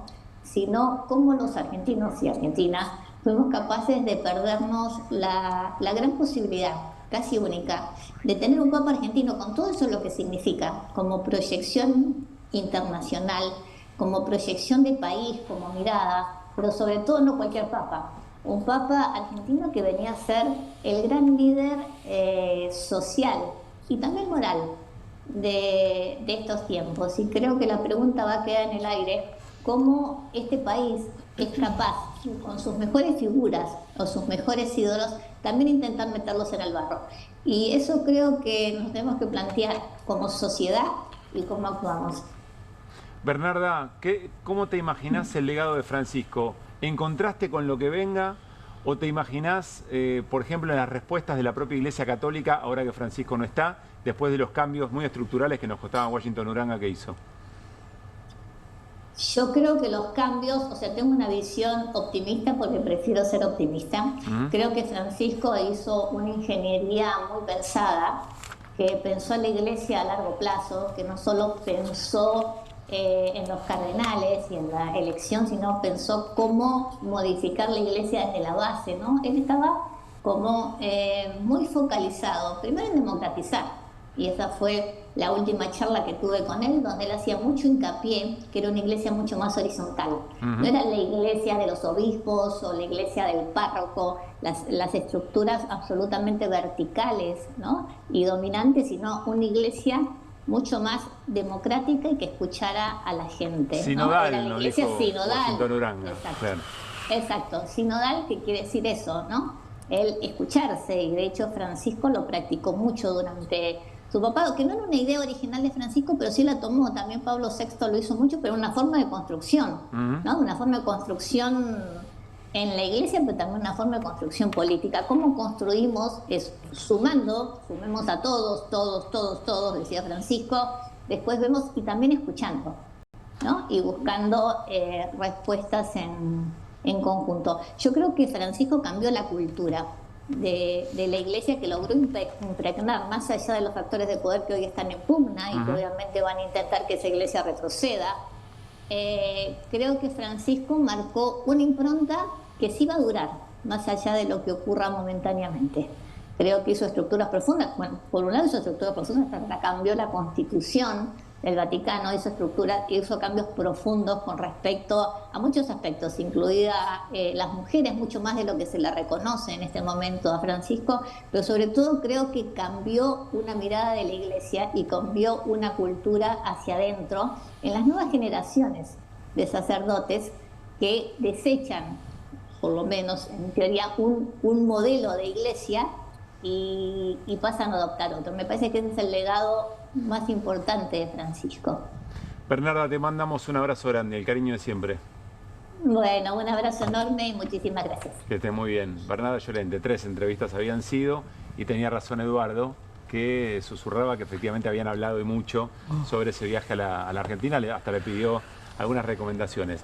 Bueno, enseguida se suma para una mirada Martín Granowski, parte del equipo de QR. Pero Mariano, empecemos a pensar un poco en la rosca, que no es la de Pascua, es la rosca que se viene en el cónclave, que comenzará dentro de 10 días, 15 días, y que hay que ver en qué deriva.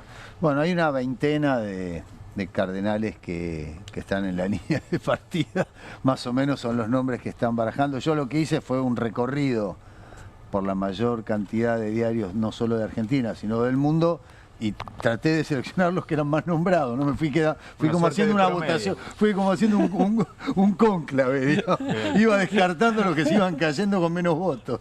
Bien. Así que dejé alrededor de 7 u 8, no recuerdo ahora cuántos le pasé a la producción, pero bueno, si empiezan a poner las plaquillas. Bueno, este es el enemigo público número 1 de Francisco. Raymond Burke, 76 años, estadounidense, es un ultraconservador, es el obispo de Wisconsin, es el rival de Francisco en todos los sentidos que uno se lo puede imaginar, además admitido por él. Decía, me considero el enemigo de Francisco. Él a sí mismo se definía. No había mucho lugar para no había ninguna discusión. Sí. Y Francisco lo reconocía como su enemigo también. Este señor Burke había sido ungido por Ratzinger, y lo había puesto en el Tribunal Supremo. Francisco lo degrada, lo saca del Tribunal Supremo, y no solo eso, sino que además le retira un departamento que él tenía en Roma y le quita una pensión de 5.000 euros que también tenía este muchacho. Así que la guerra era declarada, no era una cuestión, no era solamente espejito de colores, bueno, se tiraban con todo lo que tenían a la mano. Pero ahora les voy a preguntar después qué significa Estados Unidos en el papado y lo que viene en adelante. Pero a ver, avancemos, que son varios, María, ¿no? Dale. Porque hay 3 internas, rápidamente las digo, hay 3 internas. Una son los ultraconservadores, otros son los que están más del lado de Francisco, y después están los italianos, que son los que quieren recuperar después de 46 años el papado para Italia.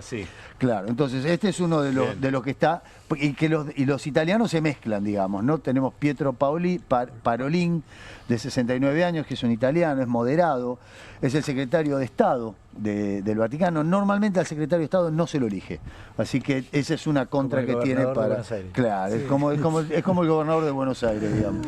Bueno, Paulo VI era el secretario de Estado. Normalmente dije Juan XXIII. Dije normalmente, pero bueno, acepto fue bueno, acepto a los especialistas. agarramos para la provincia de Buenos Aires Parolín también, tiene normalmente. otro Y problema. lo agarramos, lo tomamos para la provincia de Buenos Aires también. Parolín Y también Dualde fue gobernador. ¿no? Parolín tiene otro problema. ¿Cuál? Nunca administró una diócesis directamente. Ah, bueno. Bueno. Aquí tenemos otra. Así es un burócrata. No tiene territorio. No tiene territorio, nunca Claro. tiene territorio. Bueno, ayúdenme entonces con los que van Dale, ¿qué apareciendo más? ahora. Tenemos, a ver, viene Luis Antonio Tagle, es filipino. Este es un liberal, es progresista, es crítico de la postura de la Iglesia en contra de los grupos de LGTBQ+. Es un poco la continuación de Francisco, recargado, dicen. Que es una especie de la política de Francisco, pero que puede llegar a darle una vueltita de rosca más al asunto. ¿Qué dice el experto? Y siempre Santiago hablaron Grande. de este filipino, los francisquistas siempre hablaron de este filipino, el Papa le dio a Sí. manejar Cáritas. Sí, el tema es si consigue los votos. Claro, bueno, sí. Bueno. Estamos hablando de eso, claro, siempre estamos hablando de eso. Yo lo que digo por eso es un recorrido entre los principales diarios de la Argentina, del mundo, de Italia. ¿También es jesuita? Viene ahora. ¿Quién viene ahora? ¿Es jesuita? ¿El filipino? No lo sé, no Bien. lo sé. No lo sé, la Bien. verdad no lo sé. Seguimos. Robert Robert Sara. Sara, 79 años. Tiene un problema que tiene 79 años, está al límite. También Francisco tenía 79 años cuando fue elegido, ¿no? Sí, Corríjanme. 7-8. Guiñano, este es un tradicionalista, es un intelectual del tradicionalismo, es un tipo que se recuesta mucho en la moral de la Iglesia. Este es como sería su característica principal. Bien. Acá hay algo interesante respecto de África que vos mencionás, Washington, ¿no? Sí, yo lo que menciono es que a veces uno dice, bueno, incluso hay algunos que deliran, ¿no? Un papa negro, ¿no? Porque bueno, es los africanos. Yo lo que digo es, cada uno es, como lo fue Bergoglio, cada uno Claro. es hijo de su tierra, de su territorio, Absolutamente. de su cultura. Bueno, ahí es cuando vos me corregiste cuando yo dije que los 73... No, No me con animé. razón lo dijiste. Que yo dije que Francisco había tenido una conciencia de su finitud y por eso había nombrado 73 cardenales, que esto era un poco como lo que protegía o blindaba que la próxima elección entre 138 cardenales fuera un poco más virtuosa. Me dijiste, bueno, más o menos, me dijiste. Claro, hay que Más ver. o- hay que ver, me Hay que dijiste. ver. Aguántame ahí, Marian. Ya seguimos con los candidatos. Dale. Saludamos a Martín Granoski, compañero de QR. Hola, Martín, ¿cómo te va? Buenas noches. Buenas noches, ¿cómo andan? ¿Bien? Yo viéndolos aquí, escuchándolos. Bueno, está muy bien. Te extrañamos, como siempre. A ver, Martín, ¿qué reflexiones o dónde te interesaría subrayar en este momento el papá de Francisco? Mira, lo internacional estaba escuchando algunos temas, ya los tocaron ustedes. Mariano estaba hablando del tema de Lampedusa como sello. Cada uno en su política tiene un sello. Ese es un sello que uno podría decir, si hay un sello del Papa a nivel internacional, ese claramente es uno de los que marcan la impronta de entrada. Y otro de los que marcan la impronta, me parece, tiene que ver con América Latina. Tiene que ver con la participación del Papa en la reunión de movimientos sociales en Cochabamba. Digo, para dar dos ejemplos.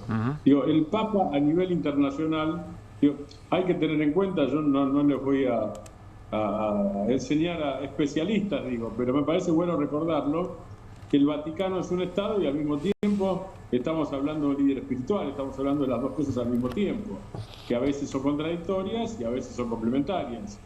Y entonces, si uno tuviera que juntar estas dos cosas, hay un interés de Francisco permanente, por ejemplo, por América Latina, porque hay una buena parte de la feligresía, no en potencia, sino en realidad, en acto, que está en América Latina, por lo menos una buena parte de los feligreses cristianos, aunque no todos son católicos, ese es uno de los temas también.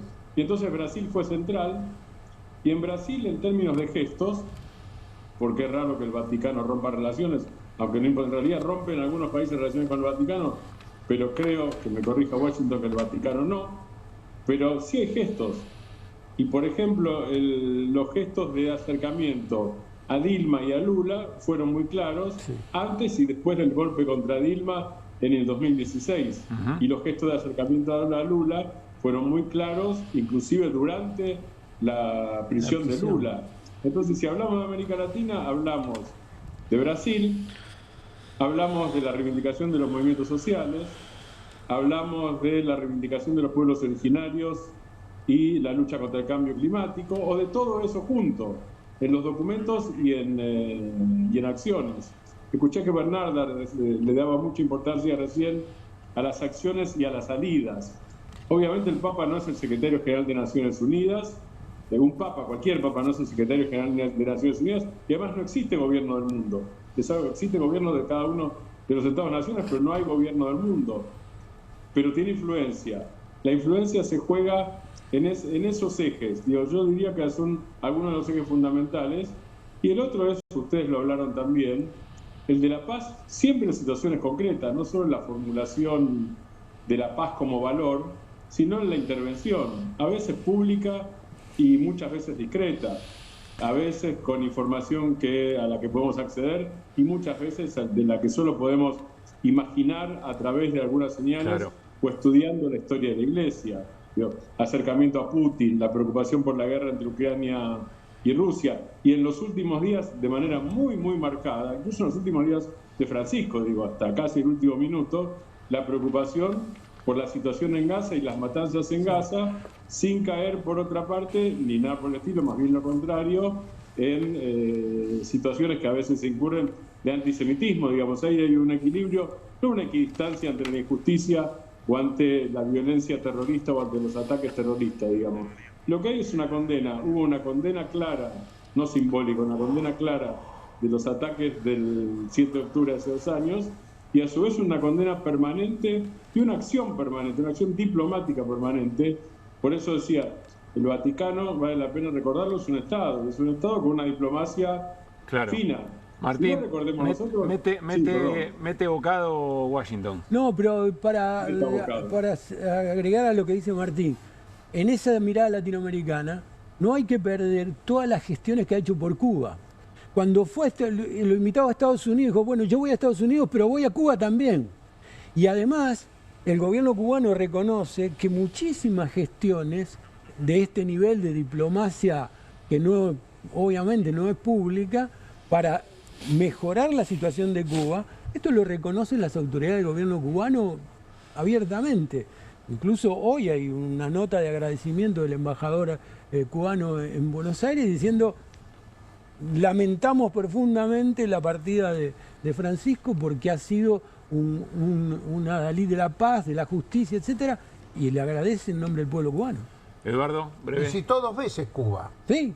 Visita, la primera vez es antes de ir a Estados Unidos porque él estaba mediando entre Cuba y Estados Unidos, y como se lo había pedido Barack Obama y Biden a la mediación, él quería hablar personalmente con Raúl Castro si él aceptaba las condiciones que él ponía para la mediación. Y después, fíjense, tanto se compró, y ahí toma contacto en ese viaje con los colombianos que estaban negociando el proceso de paz colombiano, que después él se involucra de tal manera que va a firmar él va a Colombia a firmar ese proceso de paz como garante. Y la segunda vez que va a Cuba, que por ahí muchos se lo olvidan, es cuando él va a México, a Ciudad Juárez, a hacer el camino de los espaldas mojadas para que Trump no ponga el muro. Pero pasa por Cuba antes porque allí se encuentra por primera vez en 1000 años con el jefe de la Iglesia Ortodoxa rusa. Sí.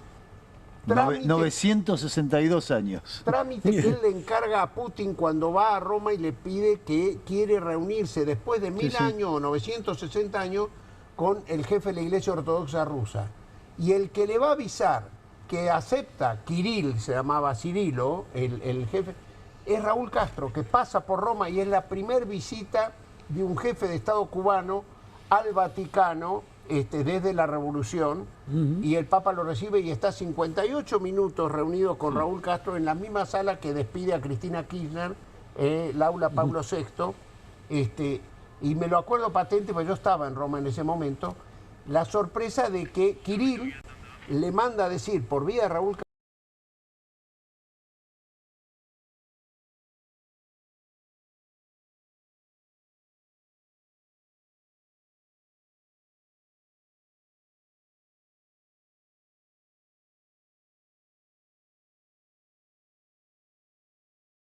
abrazo grande.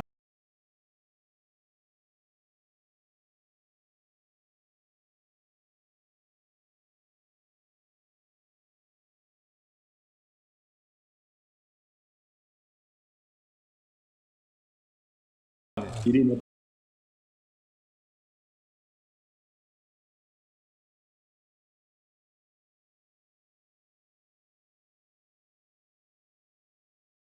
También. Abrazo.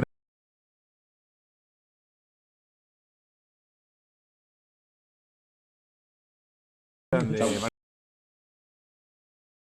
Martín. Me tengo que ir a una tanda. Eduardo, gracias por haber ido de la Argentina a Roma en tus encuentros. ¿Lo más raro? Sí. No sé, no. No, pero... Lo más raro era, lo más lindo era los argentinos, que hoy me han llenado de WhatsApp, que en esos 60 lugares que el Papa nos dio a la Embajada Argentina para que los argentinos lo saluden, hoy todos me han llenado de WhatsApp, es decir, gracias por haberlo conocido a Francisco, y eso era algo extraordinario. Los miércoles en San Pedro, en esas audiencias públicas. Gracias, pero Eduardo, contá que vos le llevabas los zapatos con mi cuerpo. No, Alicia Barro. Me van a matar en la producción. No, está bien. Llevaba los zapatos con mi cuerpo y gran persona, gran amistad del Papa con Alicia Barrio. Está bien. El inconveniente hace una mesa extraordinaria como esta que no querés que termine la charla. Pero bueno, es así. Tanda y cuando volvemos, nota importante, dale.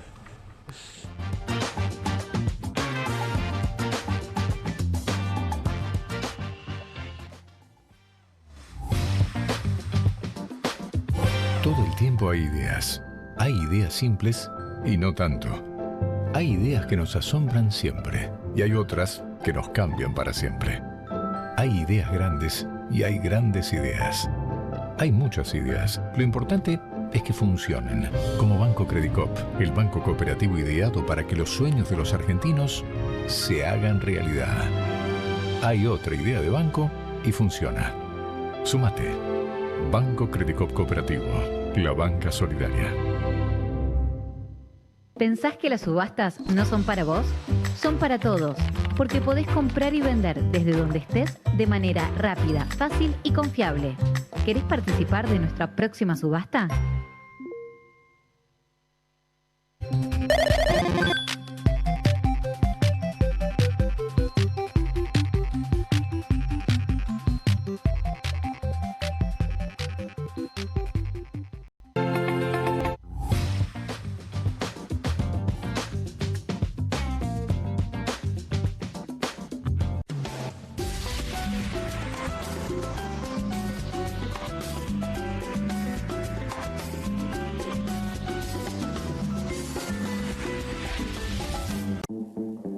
Llega la noche más picante de la televisión. Si atacan al periodismo, Perfil se pone bravo. Bravo TV.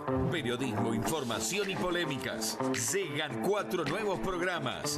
Más de 50 periodistas, intelectuales, dirigentes y académicos que darán cada noche de qué hablar y pensar. Desde El Canil, lunes a viernes a las 18 horas. Una ronda de periodistas con secretos e información exclusiva. Soy Casta, de lunes a viernes a las 19 horas. Un programa diferente de mujeres, plural y picante, conducido por Carmela Bárbaro. Comunistas, de lunes a viernes a las 20:30 horas. Una mesa de intelectuales analiza la realidad del país en profundidad. QR, de lunes a viernes a las 22 horas, con la conducción de Paulo Caruso y gran equipo. La síntesis del día para un público que valora el periodismo crítico.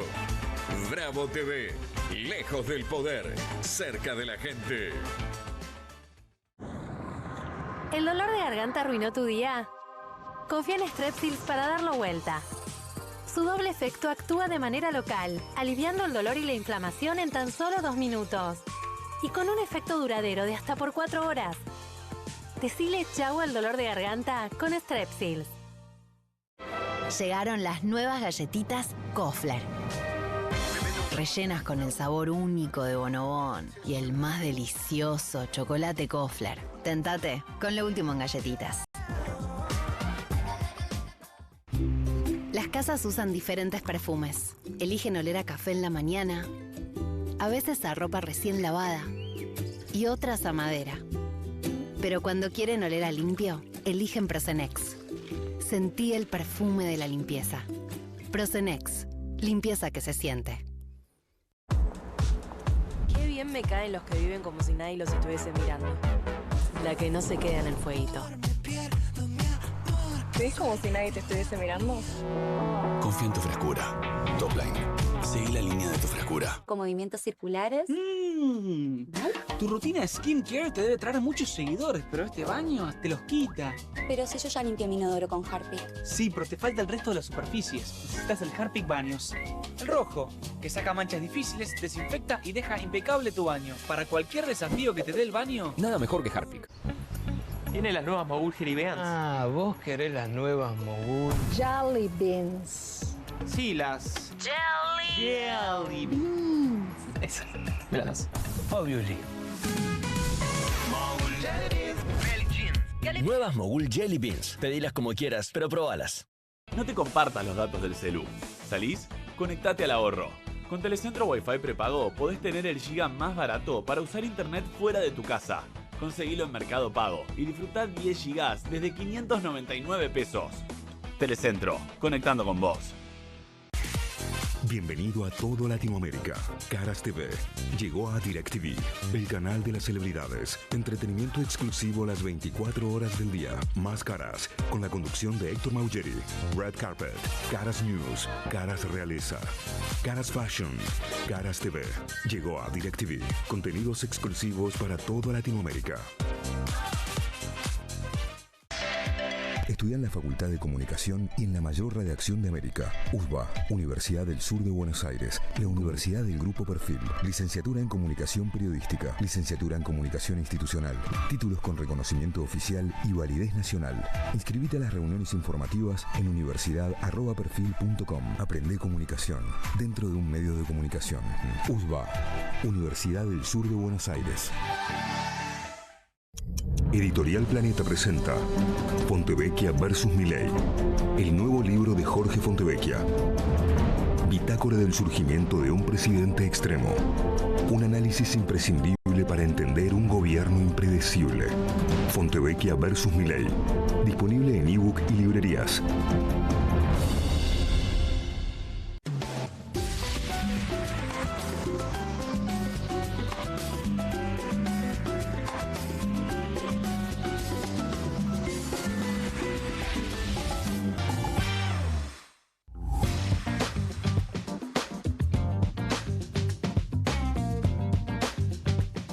Muy bien, seguimos en QR hasta las 12 de la noche. De alguna manera un programa especial. El fallecimiento del Papa Francisco nos tiene tratando de ofrecerles distintas miradas, distintos abordajes de algo que va a seguir, por supuesto, dándonos que hablar o sacando distinto tipo de conclusiones y aprendizajes. Está en línea y nos orgullece el obispo de Quilmes, Carlos Ticera. Carlos, ¿cómo le va? Pablo Caruso y todo el equipo de QR los saludamos. Buenas noches. Muy buenas noches, Caruso, a toda la audiencia también. Gracias por poner.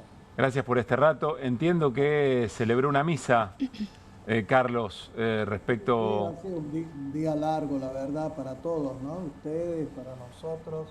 Y sí, tuvimos una misa a las 19 en la catedral. Llena la catedral, gente afuera también, autoridades presentes, gente de distintas instituciones. No solo de Quilmes, la diócesis también comprende Florencio Varela, ¿verdad? Sí, el intendente de Quilmes, la intendenta, el intendente de Florencio Varela, no pudo estar el intendente de Berazategui, está pasando por un momento de su salud, sí. Pero bien. Digo, la gente, el pueblo, todo, distintas comunidades, sacerdotes, diáconos, religiosas, en fin, jóvenes, realmente una presencia, por supuesto, todos lamentando, pero bueno, con esperanza, ¿no? Y celebrando la Pascua, porque todo es 8 días, la iglesia lo celebra como si fuera un solo domingo, claro. La Pascua, ¿no? Y una circunstancia real providencial que él haya hecho su Pascua en la fiesta de la Pascua de Jesús, ¿no? Carlos, ¿qué significa en su hacer cotidiano el papado de Francisco y un párrafo especial para la justicia social? Y bueno, realmente Francisco conocía muy bien la vida de un gran obispo como fue Jorge Novak acá en Quilmes. Él me decía, mira, Novak ha sido una luz en el episcopado argentino. Y yo podría decir que Francisco ha sido una gran luz universal. Ha brillado con luz propia porque es un hombre de una personalidad realmente admirable, que se ha forjado a lo largo de mucho, ¿cierto?, desde joven, y que bueno, todo lo que él transmitió en lo que fue su pastoreo como Francisco en el mundo, en la iglesia, es lo que él hacía también como sacerdote, como jesuita, como arzobispo acá en Buenos Aires, ¿no? Lo llevó a niveles universales, pero siempre eran los mismos temas, ¿no es cierto?, por supuesto actualizados según los lugares donde estaba, con las personas con que se encontraba. Pero en él adentro estaba eso de inculturar la fe, ¿no es cierto?, que la fe es base de la historia de todo un pueblo, ¿no es cierto?, que ha ido viviendo esa fe cristiana, y así pudo mamar de la religiosidad popular en Argentina lo que es ser lo cristiano, lo que tener los valores cristianos, fundamentalmente todo aquello que hace al servicio del hermano, ¿no es cierto?, del más humilde, del olvidado, del dejado, ¿no es cierto?, y que ha predicado no solo con las palabras claras y sencillas, llenas de coraje también según las circunstancias, y además ha predicado con los gestos de Francisco quedarán grabados en el corazón de la humanidad, porque realmente así ha sido, un hombre que con su gesto hablaba más que con las palabras. Carlos, la última pregunta se la hace alguien cercano, Washington Uranga, está con nosotros. Decime una cosa, decime una cosa, Sí, vos que tenés mucha cercanía con la gente, con el pueblo de Dios, ¿cómo siente la gente, cómo siente el pueblo de Dios la presencia de Francisco? ¿Cómo ha incidido en la vida de estas personas? Y Francisco para ellos ha sido, habló lo que ellos no pueden hablar, lo que ellos no pueden decir. Ha sido la voz de los pobres. Eso es fundamentalmente. Francisco ha sido el portavoz de los que voz, de la persona sencilla de la calle, como también aquel que estaba también silenciado, ninguneado, bastardeado, perseguido, maltratado, y él ha sido la voz de toda esa gente. Y así creo que lo interpreta la gente, un hombre nuestro. Se nos murió nuestro Papa, dice la gente, nuestro. Lo han sentido suyo. Claro. Y así es. El Papa se metió en la vida de la gente, de un modo, por supuesto, delicado, no atropellando, pero la gente le abrió las puertas porque traía ese aire fresco del Evangelio de Jesús, ¿no? Lo han sabido percibir como un pastor. Claro. Carlos, le agradecemos hasta esta hora, una jornada muy especial, seguramente muy cansadora en muchos planos. Soy agradecido para ustedes, desearles una feliz Pascua y que este paso de Francisco por la vida de todos nosotros mueve en ese querer trabajar por un mundo mejor, porque es posible. Y es posible porque Cristo resucitó. Muchas gracias, que Dios los bendiga mucho. Que esté muy bien, Carlos, un gran abrazo. Bueno, era un testimonio que teníamos ganas de tener. Quiero contarles una cosa. Perfil paró las rotativas. Va a sacar una edición especial dedicada al fallecimiento del Papa Francisco. Toda la información y distintas miradas sobre este hecho que desde ya conmueve al mundo. Ahí estamos compartiendo la impresión y esta es la tapa de la edición especial de Perfil que va a salir mañana, que ya estará en los kioscos para poder, asumirlo como propio. Digo yo, hay una definición en una de las notas, gracias Francisco, 1936-2025. ¿Dónde está Francisco ahora?, se pregunta Jorge Fontevecchia, o afirma en realidad.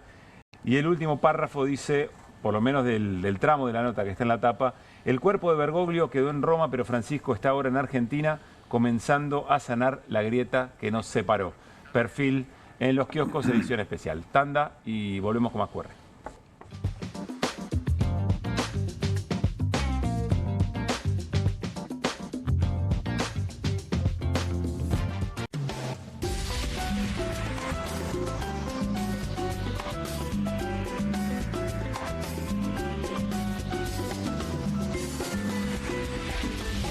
Con movimientos circulares. Tu rutina de skincare te debe traer muchos seguidores, pero este baño te los quita.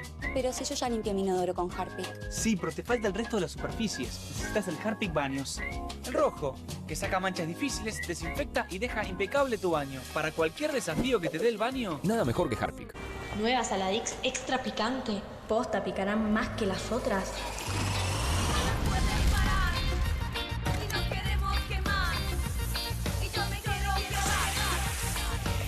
Porque tus ganas de picante son imposibles de apagar. Nueva Saladix extra picante. Juan, tu entrega es notable.